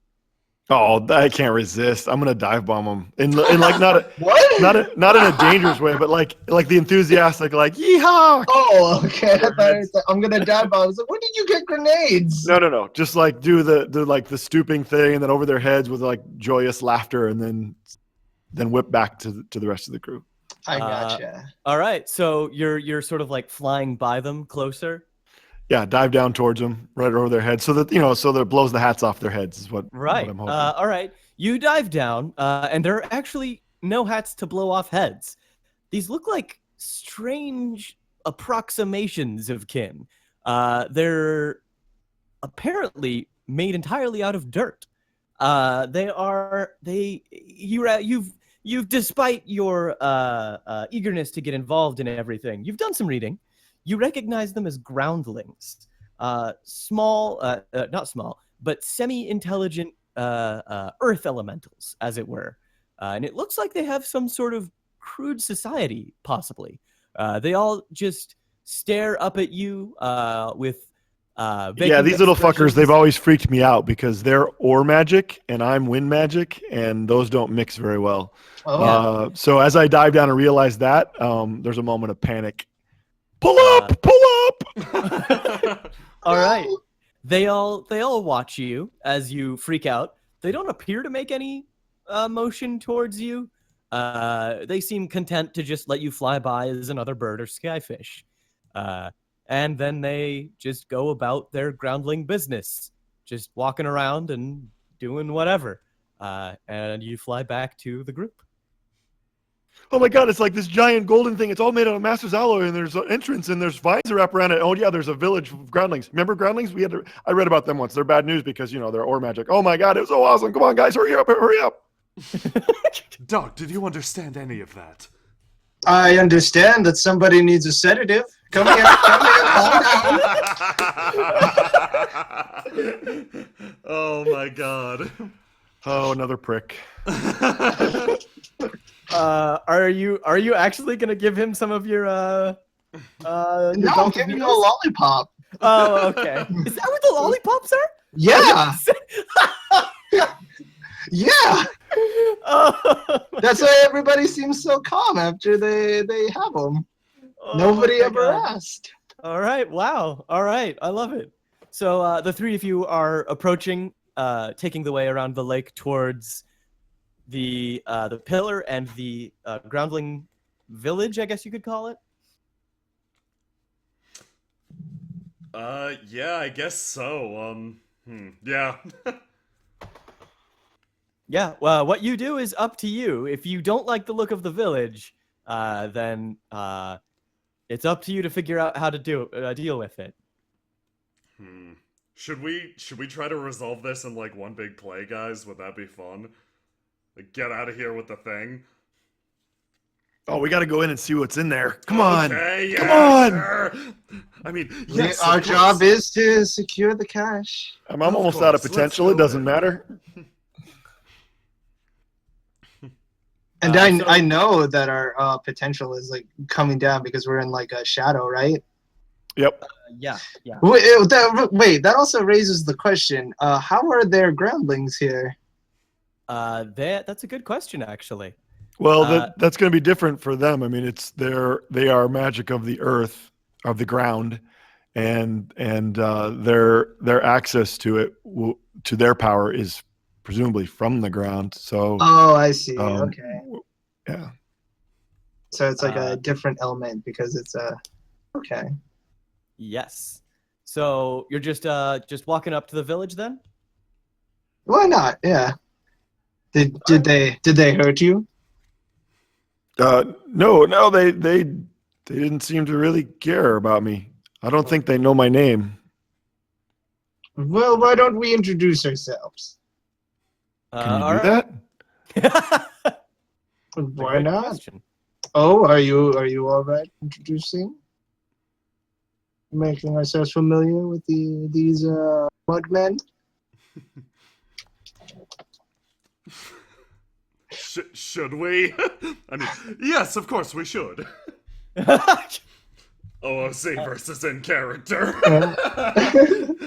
Single bead of sweat. All right, so you stroll up to the village. As you get closer, you realize it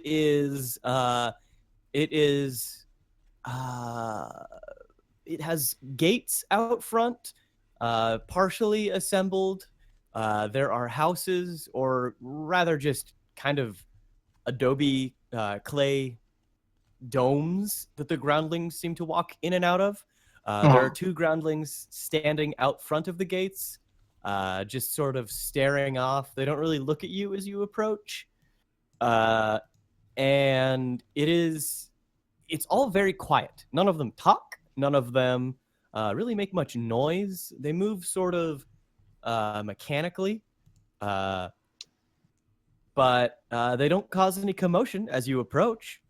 And if you enter the gates, the guards don't react. Hello, Mudman. My name is Dr. Pepper. This is Kim, and this is O from the O family.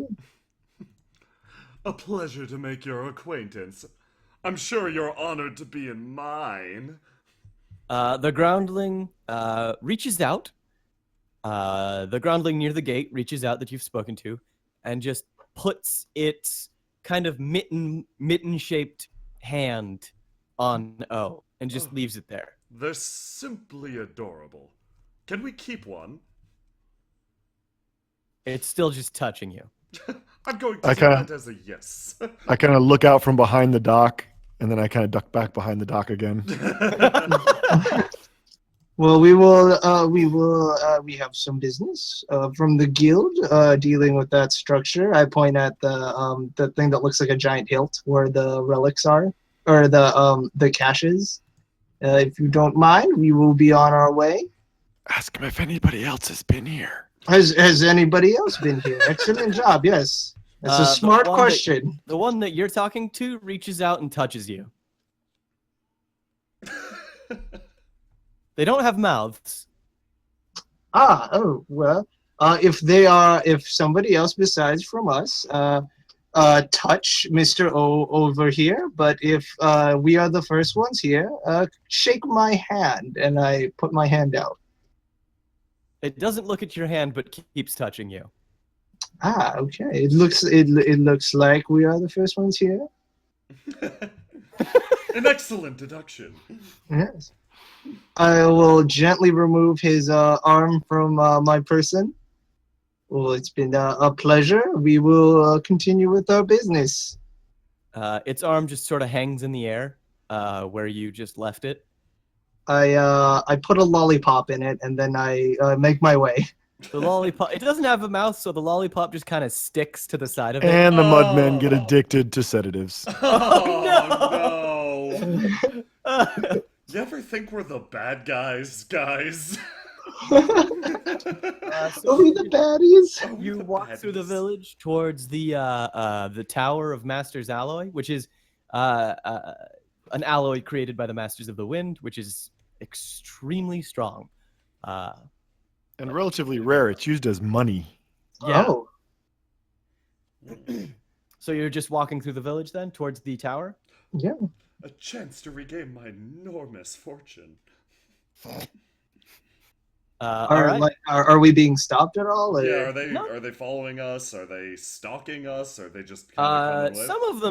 Some of them start like they fall in line with you. Like they just start walking with you. But then others don't really pay attention to you. It's kind of hit or miss what they do. Does anyone else get the vibe that the second we touch that thing, they're going to freak out at us? It's a good thinking. Perhaps maybe we create some sort of defensible position. I'm not sure if these would work on them. They don't seem to be the kinds that have internal organs. So, is our plan to simply remove the thing to cart it back to the ship? Also, question to the GM, I look at it. Is this thing cartable? It sounds I like don't know what it sounds like is. it's a building, right? Yeah, like is a it- very is it- large It's- structure. It's the cache. Right. You can't cart this back. So we need to sort of establish to that go- it's been claimed by the knights somehow. Yeah.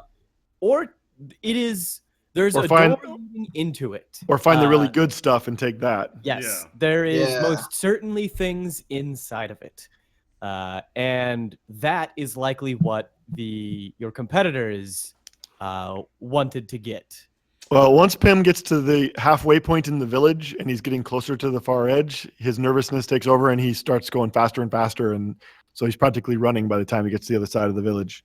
Okay, are you just going to try and it's the building? Upon closer inspection, there is just an opening, like a big gate without I'll doors. go right through it. All right. As you attempt to do that, His Illustrious O's suspicion proves to be spot on.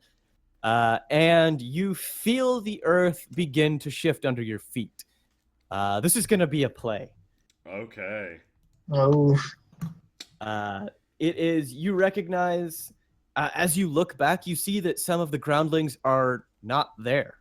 And you see a hand coming up out of the ground. No, I knew it. I knew it. I knew it. Yeah. Oh dear. So let's, should we establish the stakes of this? Yes. Okay. So what we want to do is get the best shit they got and get out. Somehow marking the thing on the way out that we claim this place for the knights. Okay. In order to do that, that's going to be, if you want to go into the cache, get what's in cache, and get out, Yes. that is going to be a 3-card play, and I get a cache against you, and one of you is going to take a mortal wound, Oh. Ooh. Like, even if we succeed? even if you succeed, Okay. And Mortal Wound drops our hand size by how much? by the number on the card. So it could kill you. Oh. Ooh. Hmm. Yeah. Pim don't like those stakes. Hmm. Maybe just get Maybe- inside. Yeah, we just fight these guys off and get inside. If you get inside, that'd be a 3-card play with a cache, and you wouldn't take a wound. Hmm. Okay. Now, question is, can the Mortal Wound go to Egg? Egg isn't with us, damn It's not it! with you. Oh, Ed, Throw Egg. I didn't What is save him wrong just so with he could you? be a sacrificial lamb to be scrambled for later. Well, I did. Okay, I don't know what you guys have, but I could use you little monkey, bounce around acrobatically. I could use my acrobatics talent cache and just try and duck and dodge these guys and distracting them until we get inside.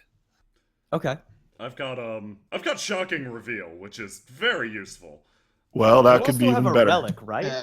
I do. I'm not going to use it here, though, because I think normally I could also use Quick as Lightning to just get inside. You could. I don't need to Well, then summon everybody. why don't you take this one? Then it sounds like you're equipped for it. Okay.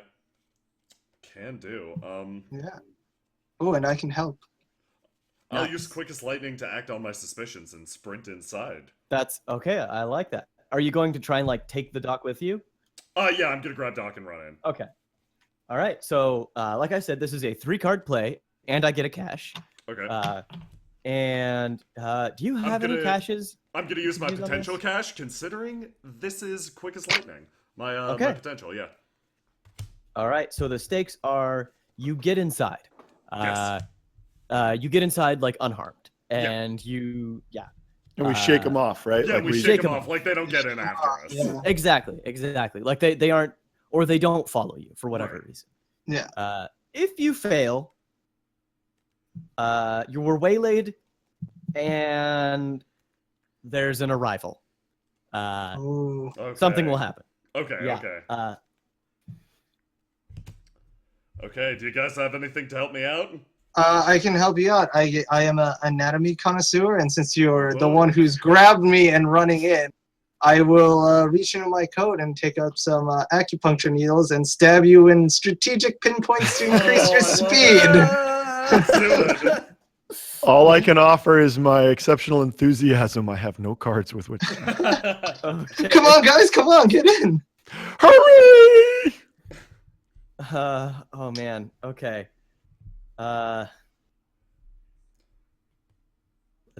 Let's figure this out. Let me see what cards I want to use for this. Okay. All right. I have my cards picked. As do I. All right. It's So really the easy stakes picking are. potential. It is. All right. The stakes are set. And are you ready to flip? Yes. Okay.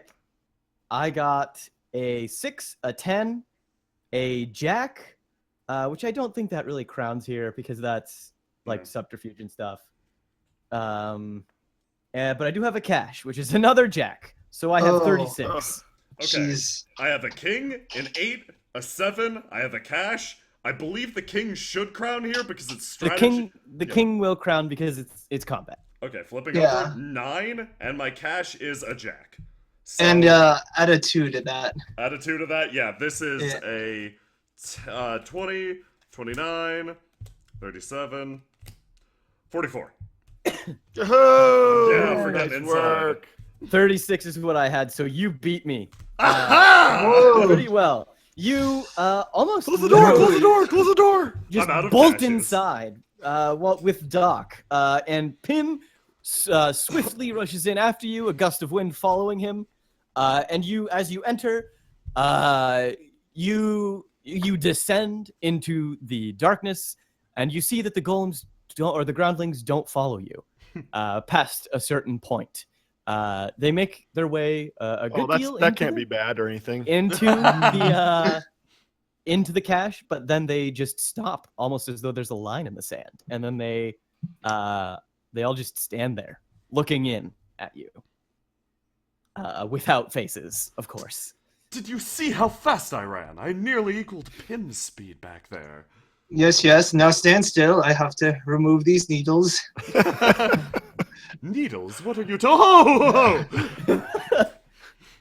Okay. So you're inside this cache, and it's good that you stopped when you did, because there's a very, very sudden drop where you're standing, and it seems to go on for quite some time. It's almost a straight shaft that grows thinner the further down it gets. There are faint blue lights mounted on the walls. The surfaces of the walls are very, very smooth, shiny. It looks like the walls are made entirely out of Master's alloy, meaning this entire building is extremely valuable. You've basically just walked into a solid gold Statue of Liberty, is what happened.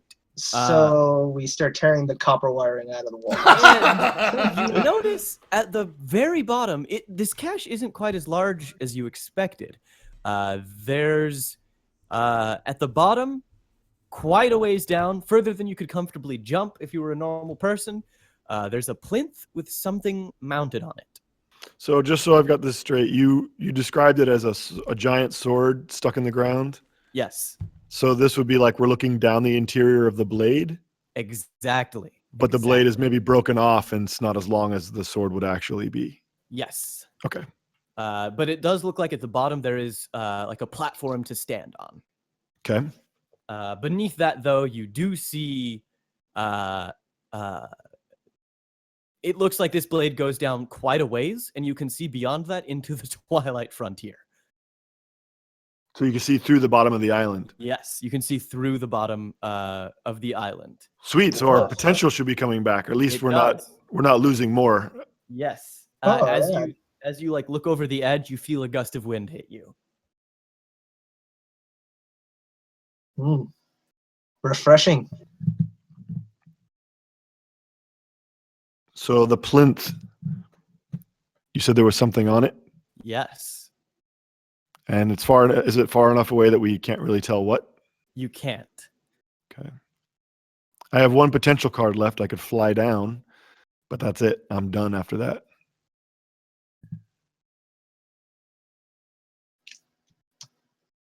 Doc, Illustrious O. I'm looking at my character sheet. I'm trying to see if I can do anything to get down there. What's around aside from this whole? There's not much. Were it any other circumstance, you would marvel at how sterile this place is. It is surprisingly lifeless. Doc likes a good sterile. Yeah. I do. Immaculate. So how far down is this? This I'd plinth? say it's about. It is. I don't know the exact distance, but it's far enough that if you like jumped, you'd probably die on impact, assuming you didn't like miss and then fall straight through. And you said the walls. You said the walls were. So this plinth is it somehow stuck to the wall? So it's suspended in the tube. Yes. Okay. It is. Yeah, it's suspended off. Kind of imagine like if you've seen the X-Men movies, like the Cerebro Chamber, like it's coming off kind of like this. Okay. Little walkway. Platform. Okay. Yeah. Oh, okay. Well, I look at the guys, and if they don't offer up a suggestion, I'll pull the leather helmet tight down over my head and snap the goggles in place, and I will grab my board and leap out over the edge and onto my board, spending my last potential card. Okay. And fly down and Be careful now, boy. and It's dark down there. pick up whatever the object, or at least look at what the object is. Do little laps around it as I hover there. All right.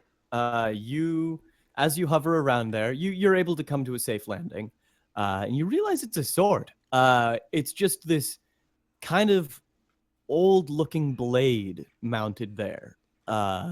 Its edges are cracked, pockmarked. It's ancient. It is the oldest sword you have ever seen. Okay. And it is just on that plinth. It's not touching anything. It's just sort of hanging there.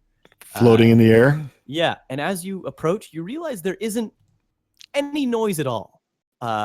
You as you go to touch down with your glider, you expect the familiar like chunk of your glider folding up, Okay. and your footsteps hitting the ground. Nothing. Silent. Not even like deafened. There's just no noise.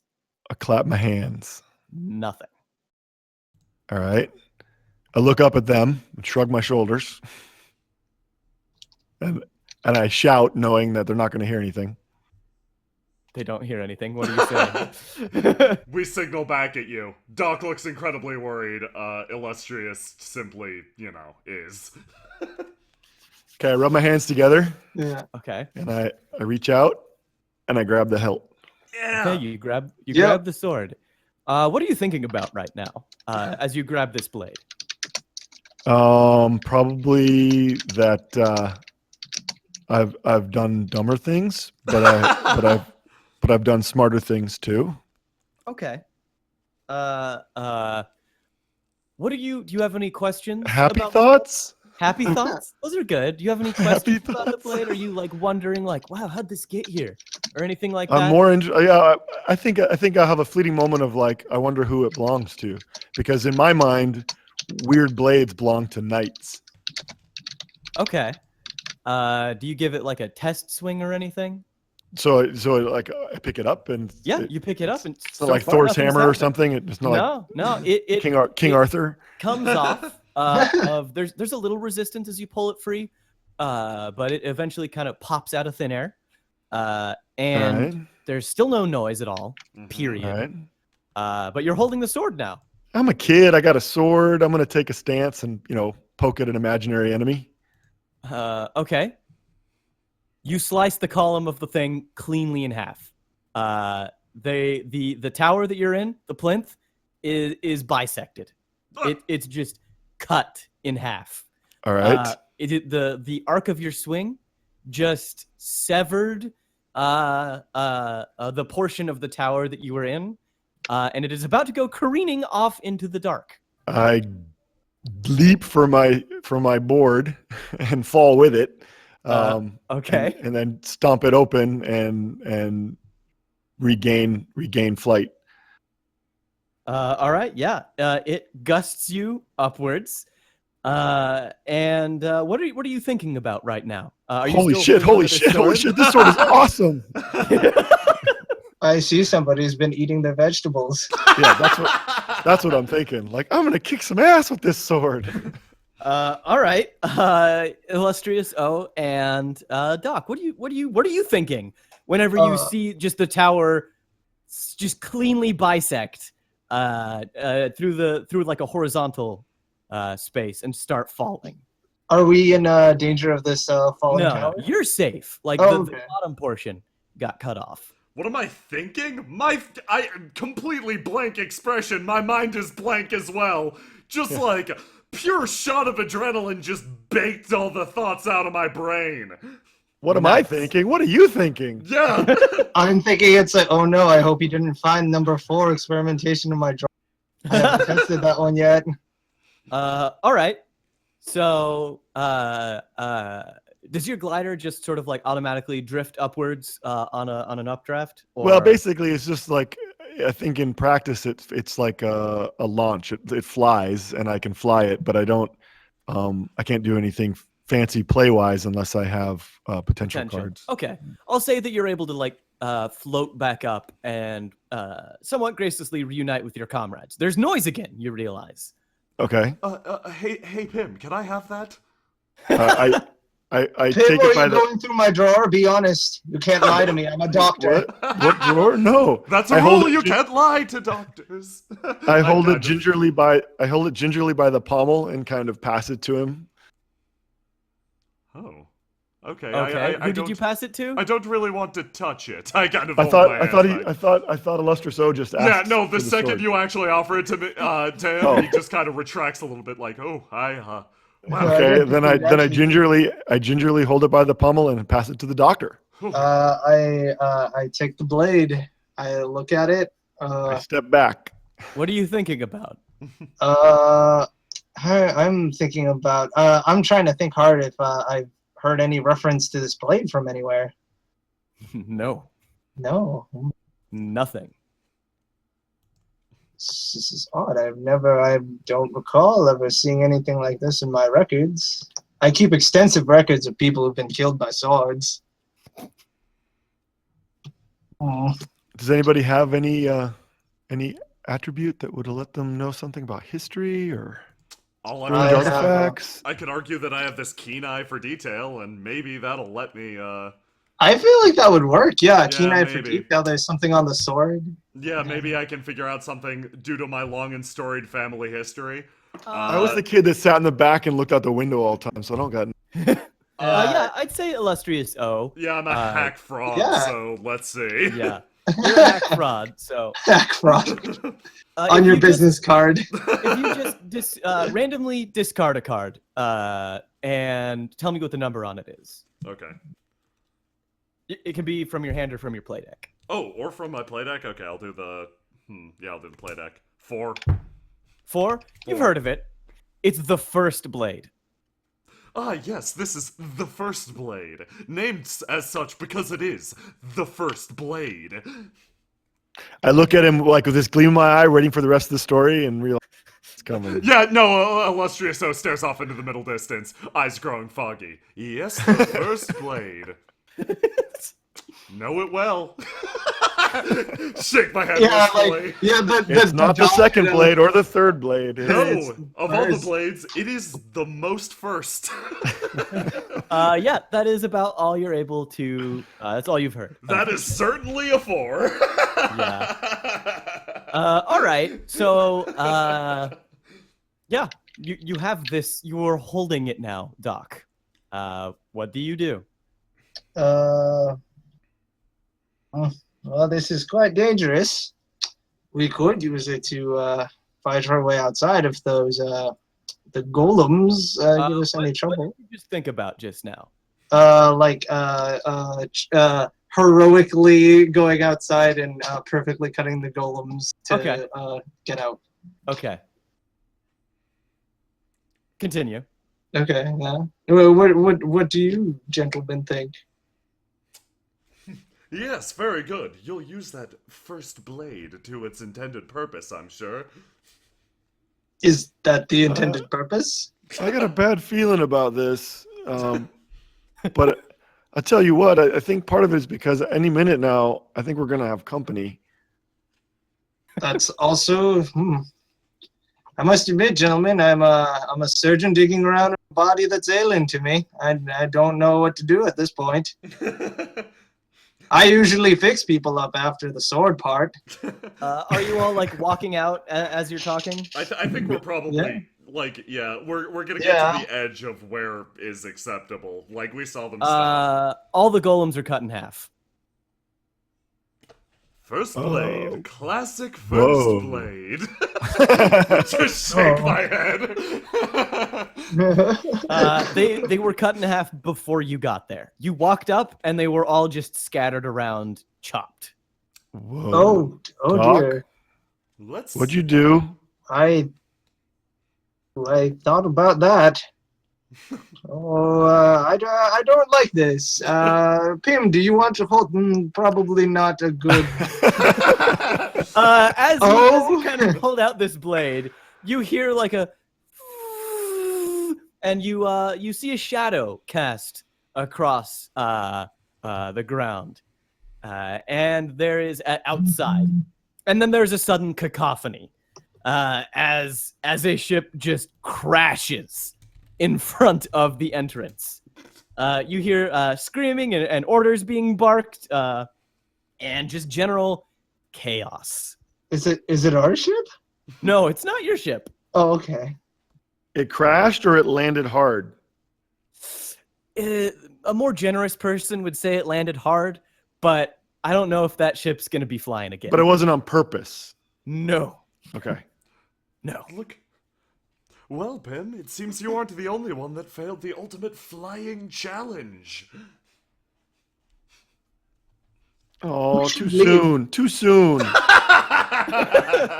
We should leave right now. Yes, yes. I So I'm grab the assuming you two of them sprint? and yeah. We're gonna just try to slink away. All right, you sprint outside, and as you sprint outside, you hear a voice saying, "My ship! My beautiful ship! No!" As a man just is in tears. And as you're running, an arrow just lands in the dirt by your feet. And there is a fellow with a bandana and a blind eye just grimacing at you. Short and stocky, he stands atop the wreckage of the ship. Is he the one that was screaming my ship? No. There was another fellow who's pacing now, as though trying to walk away the tragedy that has happened. He has longer hair, and mounted on his back is a trident of sorts.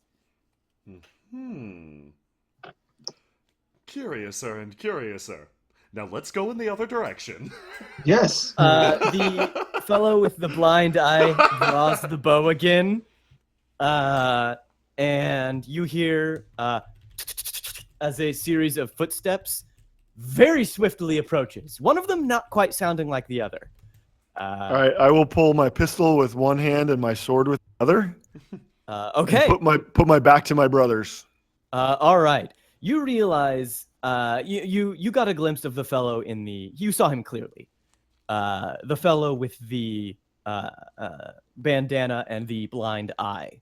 Mm-hmm. He was wearing two signias. The bandana was the Delver Scouts, and the Dominion Scouts, and on like a kerchief he's wearing is the Delver Society. Context clues sort of put it together that this is the crew that you were competing against, who has arrived late and unceremoniously. You had an immense lead on them. Yeah. Yeah, well, we blew most of that when somebody crashed the fucking ship. Okay, so there is a bow trained on you, and this is sort of in like frozen time, as it were. And you realize, Pim, that there is someone who is sprinting just straight for your group. And she has two blades and a mechanical arm and a mechanical leg.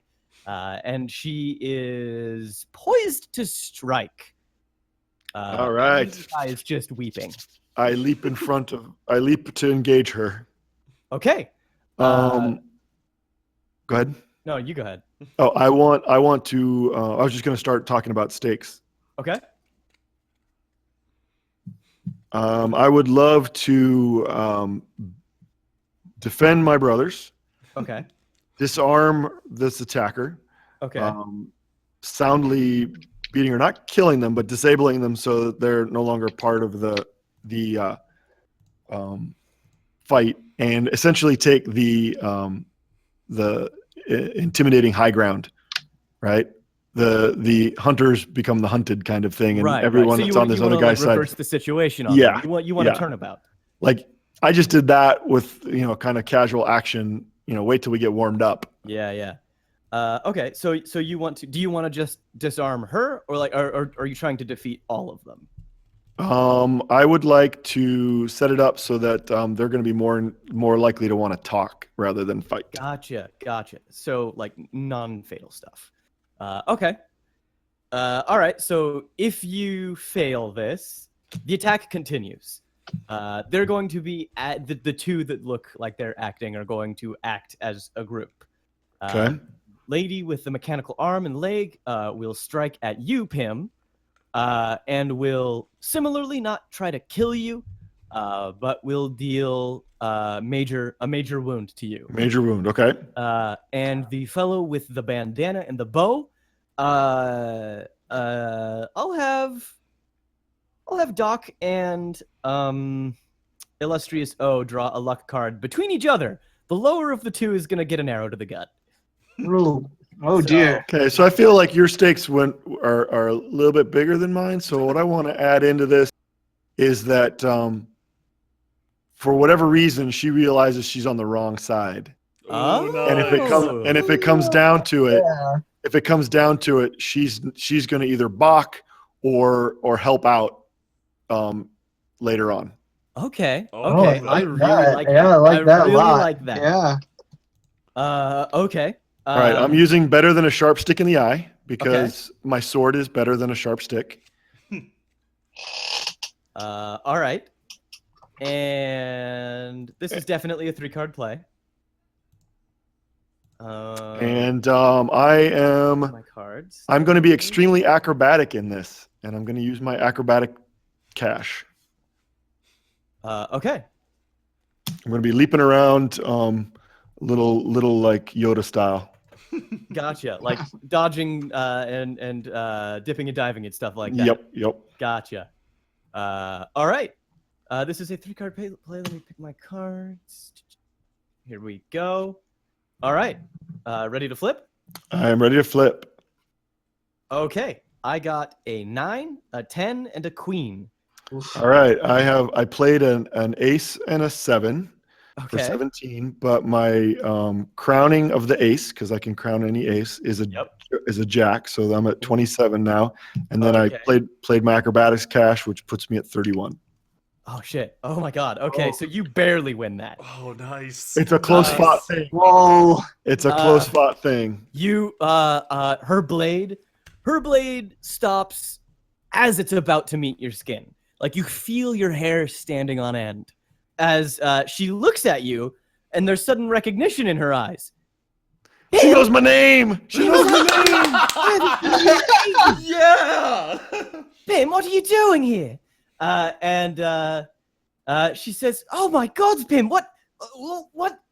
No, everybody stop!" And she turns around, waving her non-robot arm at the people, and they seem. The man with the bow keeps it trained on you. Okay. Pim, you actually you recognize this lady as Corianne. Corianne. Yes. She's cautious, responsible, and serious. Likes flying, which is probably how you met her from your flying shenanigans. Okay. And yeah, she uses 2 swords and is extremely proficient with them. But yeah, she stops before attacking you, and then turns and attempts to dissuade her comrades. The man who was crying about his ship appears to turn his attention towards you guys, and yeah, the situation is open to negotiation. Oh. Corey, what are you doing here? I thought that you went away. I thought you went the way of the clouds back then. Last I saw you, you took that wakeboard and just off to the side of an island. Yeah, well, it's fun. He does that. So he does. It's I kind of my believe the thing. doc said that would be the death of him. It seems you agree. A pleasure. I did. Yes, a pleasure to meet the lot of you. Hello. She sheaths one of her blades and punches her robot arm, making it form the shape for a handshake. All right. I shake it tentatively because it malfunctions Very strong once in a grip. while. Yeah. Okay. Sorry. Still, it's a bit fidgety after the crash. Yeah. And she motions back to the people. So you with- didn't sign up with this new Delver Scout thing, did you? Oh. Really? Well, yeah. I mean, I keep telling you got to join the Knights. I'm sure they'll put you in training. I For more wanted in on the glorious ground legacy. floor of something. I didn't want to come in as a trainee. You could get him on the ground floor of the Knights. In fact, they only offer ground floor lodgings in the barracks when you're a newbie. That sounds terrible. It is! So what about the rest of these guys? I mean, are you vouching for them? She makes a face. Nervous. Well, I can tell you their names. The grumpy looking one up there with a bow on you. That's Diranduel. He's loud, adventurous, impulsive. You Did know. you sneeze? No, that's his name. I call him Deary. Oh, what a silly name. Illustrious O comments to himself. And the grown-ass man who's weeping in his arms is his name's Mika. He's the ship captain. Sorry about the boat. Looks like she was a. You owe us for this. I No. look around. Oh no. I point over at the building of Master's Ally, and I said, "Well, that covers it." So we're actually on our way back. Do you guys need a ride? You've got a ship that works. Well, it will eventually. We put egg on it. You know. Egg. Mika narrows his eyes, looking at you. Can I roll? Can I do a luck draw to see if they know egg? Do it. Please. It's like the egg. Okay. God damn it, egg.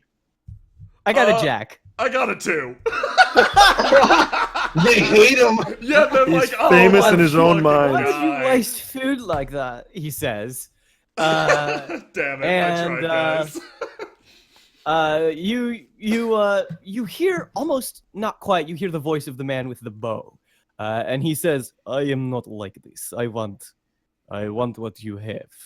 And he nods his head towards the strange sword you're holding. Though one eye he has, he seems keen with it. Well, I'm sorry, but for the rules of skymanship and salvage law, we appear to be the first party to have claimed the stake here, and I believe in the court of sky law that is mute. Yes, the Court of Skylaw. I kind of do my best to back him up. You hear the sound of his bowstring tightening, and he holds the bow drawn. And Corianne is like, what are you doing? Don't, come on! Dearie, what are you doing? And she's just shouting at him at this point. I and would Mika, love to try something. okay. Mika is unsure what to do, but is reaching for the blue trident on his back. Ooh. So yeah, what would you like to do? Well, I'm out of potential, Okay. but I want to fly away. You know, in an instant burst of speed and agile flight on my induction board. Okay. So I need at least one potential card to play narratively. And there's a rule where when you're out of potential, you can try and force your will over some, and kind of like overcharge yourself. But there's risks. Okay, So- that sounds mysterious. Yeah. The way it works is you as the moderator, because you're the only one with all the suits in your deck. Oh right. You have to draw the top card, and if it's my potential, then I can spend it like I would normally, either on a play or narratively. Oh, okay. If it's not my potential, if it's not my potential, then it doesn't work. If it's the opposition to my potential, in this case, if it's Okay. if it's a diamond, then it actually knocks me unconscious with the exertion. Oh shit. Okay. But I'm not going to think. But I don't think this through, right? Enthusiasm you gets the got better this. of me. Yeah. So I drop my sled, slam on the activating pedal, Doc, here, and I hold my hand out for him to toss me the sword. Oh shit. And then I let's go. try and pull some last bit of wind potential out of the air. Oh, Okay. Will the number on the card matter at all? Only in as powerful as it is, right? The bigger the card, the more dramatic and potent my activity. Assuming you're letting me do this narratively. If it's not Yes. narrative, then No, yeah. You will definitely be able to do this. Yeah, I toss him the sword. Oh boy. Ooh. So okay, See I how will. it goes.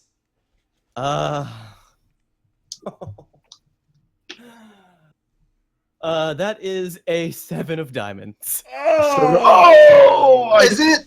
I reach for the sword.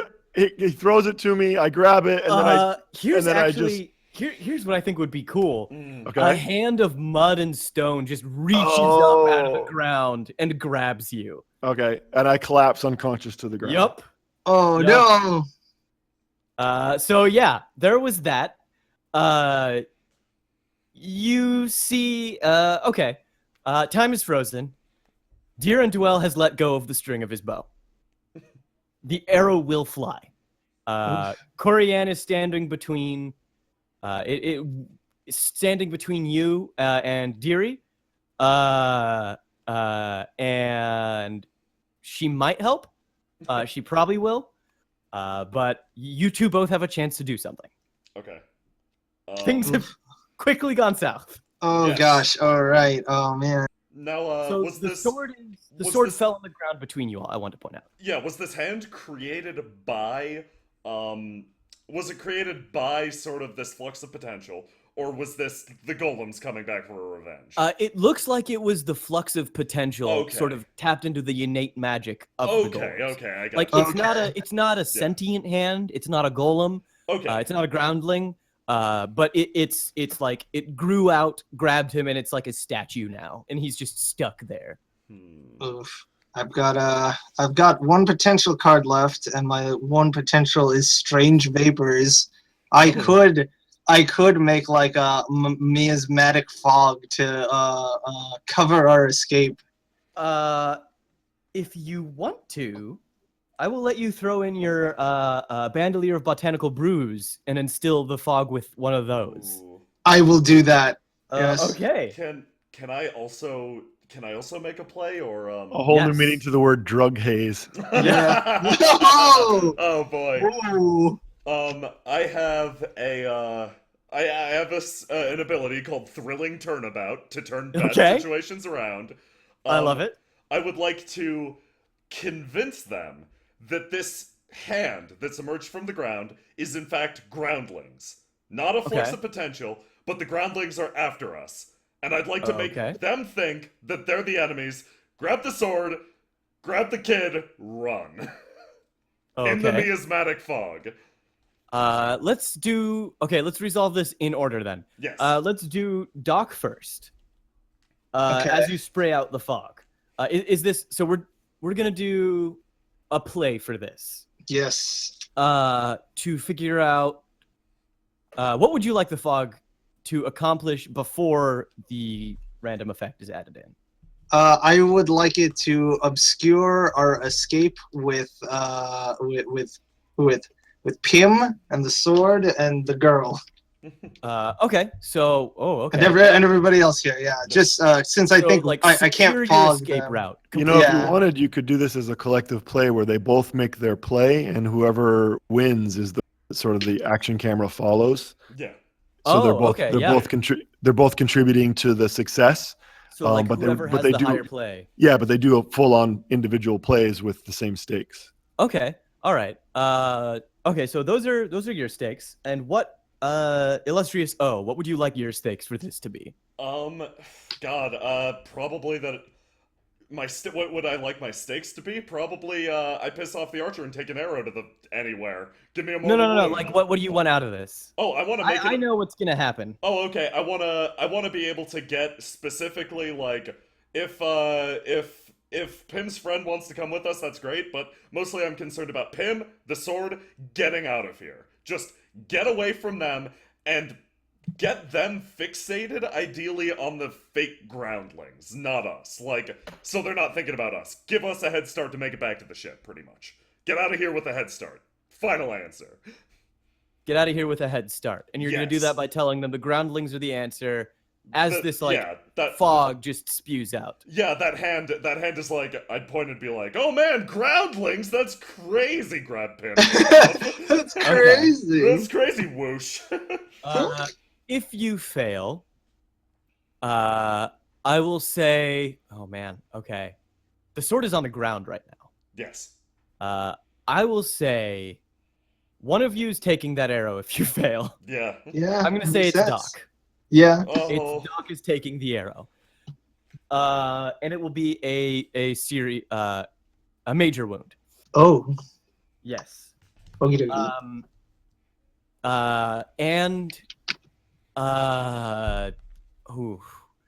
And the fellow with the trident will rush forward and get in illustrious O's business, and you'll take a minor wound. Okay. Okay. This is definitely a 3-card play. I can only do one because of my skill. I think I can too, but I can I cash my trait, Mad Doctor? Yes. Yes. Okay. Okay. Is everybody ready? Yep. Yes. And do I still do the top card for the random effect for the botanical brew for like that Yes. additional card? Yes. Okay. Even if you fail, I'll say that the mist is out there. Okay, cool. But it just won't like obscure you. Okay, All right. So, everybody ready to reveal cards? for sure. All right. What did you get? Well, I could only play one card, but the one card I played was a motherfucking Joker. Oh shit. Okay. Oh! So Yeah! you basically just tell me what you do in this instance. Like you just tell me. Illustrious O, through his however many years of rigorous training, puts it all to the test and maintains his composure perfectly, sprinting into the mist, yelling, "Groundling sword!" I grab the sword, and just take off. All right. So like a I bolt of crack- lightning. Yeah, I crack under pressure immediately. Like bolt of lightning. You boop in and beep out instantly. Wresting Pym from the rock and zapping off to the top of the hill. The genuine panic really adds to the lie. Oh, it absolutely it's pure does. adrenaline at this point. Doc, Yes. the random effect from your belt of bandoliers, the mist spreads outward, but then almost like a predator noticing its prey, it flows toward the hand on the ground and suffuses it and sinks into it. And the hand clenches after Pym has been pulled out. And it stretches out and decks the dude with the trident right in the face. Whoa. It was the effect was ore enhancing and it was positive. Rad. Yeah. So there is a suitable distraction in that there is a giant animated stone hand just coming out of the ground. I'd say you're fully able to get away. Rad. Yeah. Oh, my play, by the way, was a king that crowned into a king. Holy shit. Yeah. That's really good. You just huff and puff back to the ship. Yep. And meet up with Illustrious O and Pym, who's just now coming around. What? What? Hey, where? Pym, the plan worked perfectly. Are you ready for part 2 of the ultimate flying challenge? Oh, did the girl come with us? Oh yeah. Did you wanted her to come with? Yeah, that was one of my. Yeah. Okay. Yeah. She hesitates for a moment, sharing a look with both Deerendwell and Mika, and then turns her back on them and sprints after you. Wow, Yeah. ruthless. Yeah. I'm like waving her over as like mist is spouting out of my mouth. You can trust us. I'm a doctor. I fucking love dogs so much. Holy shit. You are all back on your ship. Egg has gotten it ready, with some modifications to your plan. It is not just like a lever fulcrum kind of situation. They built a straight up catapult to set you back into the sky. I like their enthusiasm. Yeah. Ah, yes, Egg. The combination therapy major, siege engineer minor at the academy. I forgot. The catapult sends you just straight up off into the air.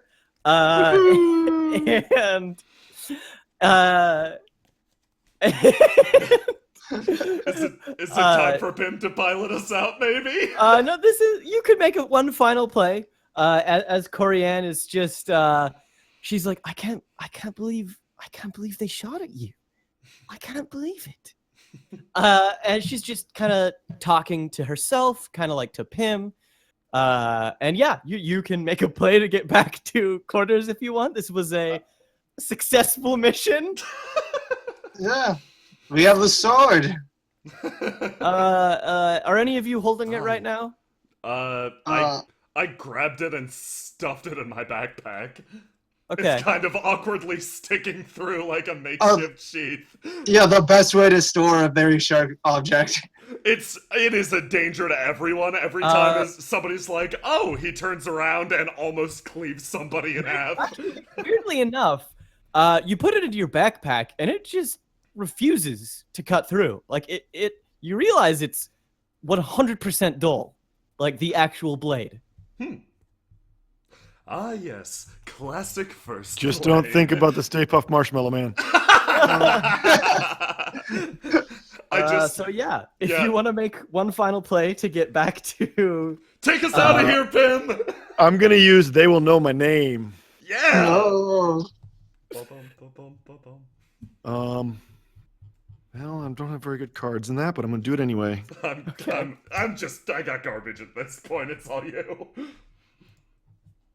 What is my challenge? The challenge is 1 card, 2 card, 3 card. Let's do a nice casual 1 card challenge. Like this is the victory lap. Like you guys are like, good. Yeah, making it look good. Because I did not make it look good. Well, then I'm gonna use Hey Sailor Boy. All right. I don't have the cards for it otherwise. All right. And I am ready to play. All right. So the stakes are, you get there, and look good doing it. Yeah, we get the ship out without any further damage. Yes. I want the. Do we want to go back and pick those guys up, or are we just gonna let them? I don't want to leave people to die, but Well, I don't think they're gonna die so much as just have a long slog. They seem, despite their crash landing, you realize they are fully capable of. Okay, then we'll just get back in one piece. I'd like to do it without getting caught by the authorities coming out of Dominion, out of the wilds, right? Yes. Like I want to avoid the border patrols because you're not supposed to be here, really. Oh, this is a Black Ops mission. We are not. We are Oh. not. Yeah. Yup. All right. So yeah, 1 card play. All right. And I'm ready. Final Pim speed. oh man, I can't decide on this. I don't know. All right, I'll do this card. Oh, what are the stakes if I lose? The stakes, if you lose, are you get caught by the border. Oh, jeez. All right, yeah. Caught and pursued, or actually caught and pursued. arrested? Let's do pursued. Okay. So they know who we are. They know my name. Exactly. Yeah. Tim gets what he wants no matter what. Yeah. All right, are you ready? I'm ready. And flip. I have an ace, I got a 7. and I just crown with a queen. So Nice. we sneak out of here. The ship was Like never here. shit through a goose. Yep, we're Shit, wild. gross. Who taught you that? That was you, Doc. You taught me that. You weren't supposed to tell people. That's a secret. Yeah, we Oh, slide man. right out of here. All right. Yeah. So you make it back to High Stone, and there isn't any fanfare because it was technically a secret mission. But there are people who share like knowing glances with you and like give you like respectful nods. Ooh, do and, we like, get a blaze of rank for doing Yes, this? you absolutely do. Sweet. I'd say it's Like called crazy. the First Blade's Sheath. First, ooh. Yeah. What do they like secret it away to Warehouse 23, or do we get to eventually find out what it is? I'll let you decide. Do you want to give it to the guild, or what do you want to do with it? That's up to Doc. Yeah, it's up. It's clearly up to Doc. I'd hang Doc- it above my mantle. I would say, Doc, you're a reckless brilliant. You are able to figure out what this blade does, based on Yes. your holding of it earlier. Yeah. It cuts before you swing. This is a blade that, Yeah, it's a good thing that Pim doesn't have that. that just holding it with the intention to cut something. It's so sharp that just holding it with the intention to cut something cuts it. That is a genius piece of cursed item. That's awesome. Super Thank cool. you. Yeah, it cuts before the sword stroke, basically. I relate these to my compatriots. It is a sword that cuts with the intent of the wielder. I pretend that I perfect knew weapon. that all along. Yeah. I just nod along with your analysis. I put my hands in my pockets and refuse to touch it. Mm. So, Classic Doc, first it seems blade. it's. Corianne actually stares at the blade in awe.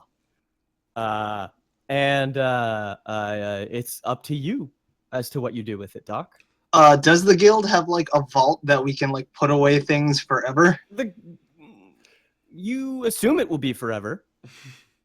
But Yeah, there's a actually- war coming up. They actually do have a vault that's up country wherein they find relics and artifacts that are too dangerous when exposed to potential. They take it to this vault up country where the potential fades. Yeah, that sounds good.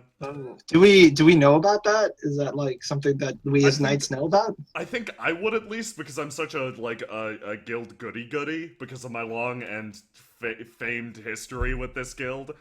I figured I'd know that, or at least be like, ah, yes, classic guild stuff right there.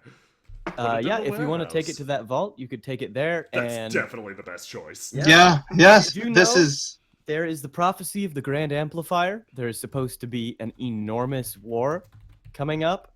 There is the Children of the Dark mounting for a new attack. Putting it here, it might get drawn again. But it's up to you. Is it safe in the doctor's hands? A scalpel that can cut anything? I implicitly trust both the doctor and the guild, so meh. I do not trust myself, but the guild has brought me from lows from which I would not like to return, and they seem to have not done anything to violate my trust. I would like it if this war is inevitable, as we've all seen. People always get hurt, but such a weapon, I feel like it should not be used. Nice. All right, you guys, after a short meeting with Stratus, you take the blade. She arranges for the blade to be taken to the vault. And you are all congratulated heartily, yet quietly, because it wasn't supposed to be a thing that happened. The union between the Fortress Dominion Scouts and the Skyreach Delvers fizzles. And there is some tension just because it was, there are reports from the people you met there, Mika and Diran Duel. They let Dominion know what happened, but seeing as how And it's Tuesday. yeah, exactly. Yeah. Exactly. Things continue on as they have been, which is what the guild wanted exactly. You have succeeded brilliantly. Stratus appears to have a bit of a chipper tune, a bit of bounce to her step, and she rewards you with an all expense paid trip to the Knight's Blade, as much food as you can eat, as much ale as you can drink, etc., etc. Oh, Chief, you shouldn't have had. Yeah. I like whisper over to them. I see she took the tincture I gave her earlier. She does seem calmer and less stressed. Yes. And by the night's end, I'm standing on the table, telling the story over again. But this Exactly. time, there's a little bit of character growth because I'm telling the story of O and the doc. And embarrassing O is sitting there at the table, just wide-eyed, like, Wow, you really did that!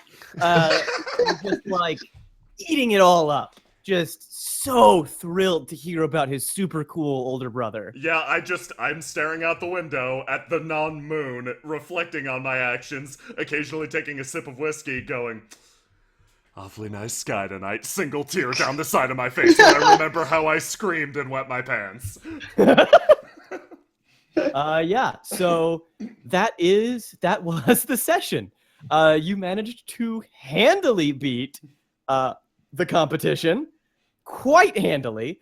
I did not. No pun expect- intended. Yep. I did not expect you to beat them that well. We actually. had every relevant skill Yeah, for we every did. situation. Yeah. It was rad. Oh It was my god. awesome. That was I quite super liked that fun. crew. Oh, holy yeah, shit. Super fun. I hope all of you enjoyed it. I hope you had yeah. a- Very much so. That was Nice, a blast. yeah. I love Upwind, and I loved running it. This is such a fun game, yeah. Okay. Thank you so much for doing that thank and for you inviting me so to play. much. That Yeah, was no so problem. good. Thank you for making the game, man. It's Yeah, so thank good. you, Jeff, for making the game. And for everybody still listening, two things. First off, go check out Upwind on Kickstarter. It is an absolutely amazing game. It's just, as you've seen, it is so fun.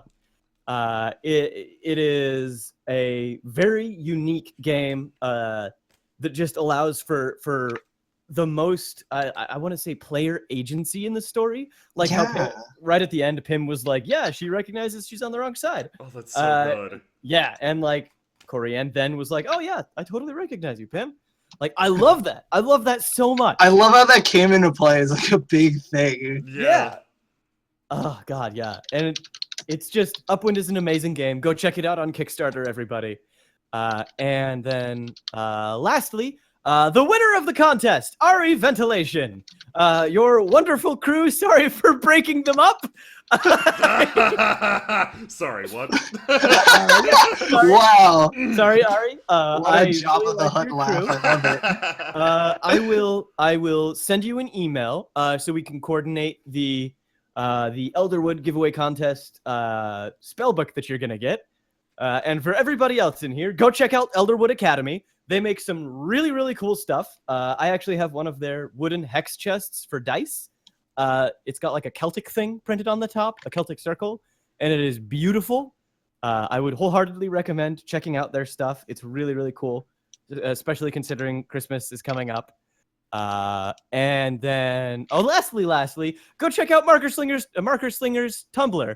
He does Yeah. really awesome art, and has done, if you're familiar with RPPR, he's done some like art for them, and he's done some like really cool posters. I actually have one hanging up behind me. that Oh, is thank your house- you. Yeah, I that actually is your house just, haunted poster. I just finished drawing a Doc Pepper.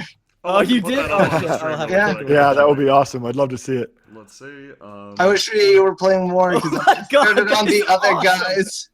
I just That's started so on good. O and M.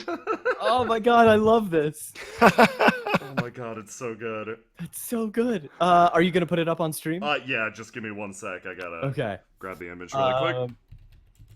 Yeah, Yeah. But, thank you for inviting me, you guys. This is rad. Oh yeah, yeah, I'm I glad had you a enjoyed frickin' it. Blast. Yeah, I hope to have both of you on again at some point. You were both really, really awesome to have on stream. It was fun to play with you guys. Oh, boy. Nice. And I think that is actually about it. Last order of business is to show Doc Pepper Yeah, on stream. should be on stream right now. Nice. as we speak. So yeah. Yeah. Everybody in the audience, thank you so much for watching. I hope you enjoyed it. I hope you enjoyed Upwind. Go check it out on Kickstarter. And good night, everybody. Have a Good happy night. Saturday night or morning if you're international. Anyway, farewell. Take it easy. Bye. Bye.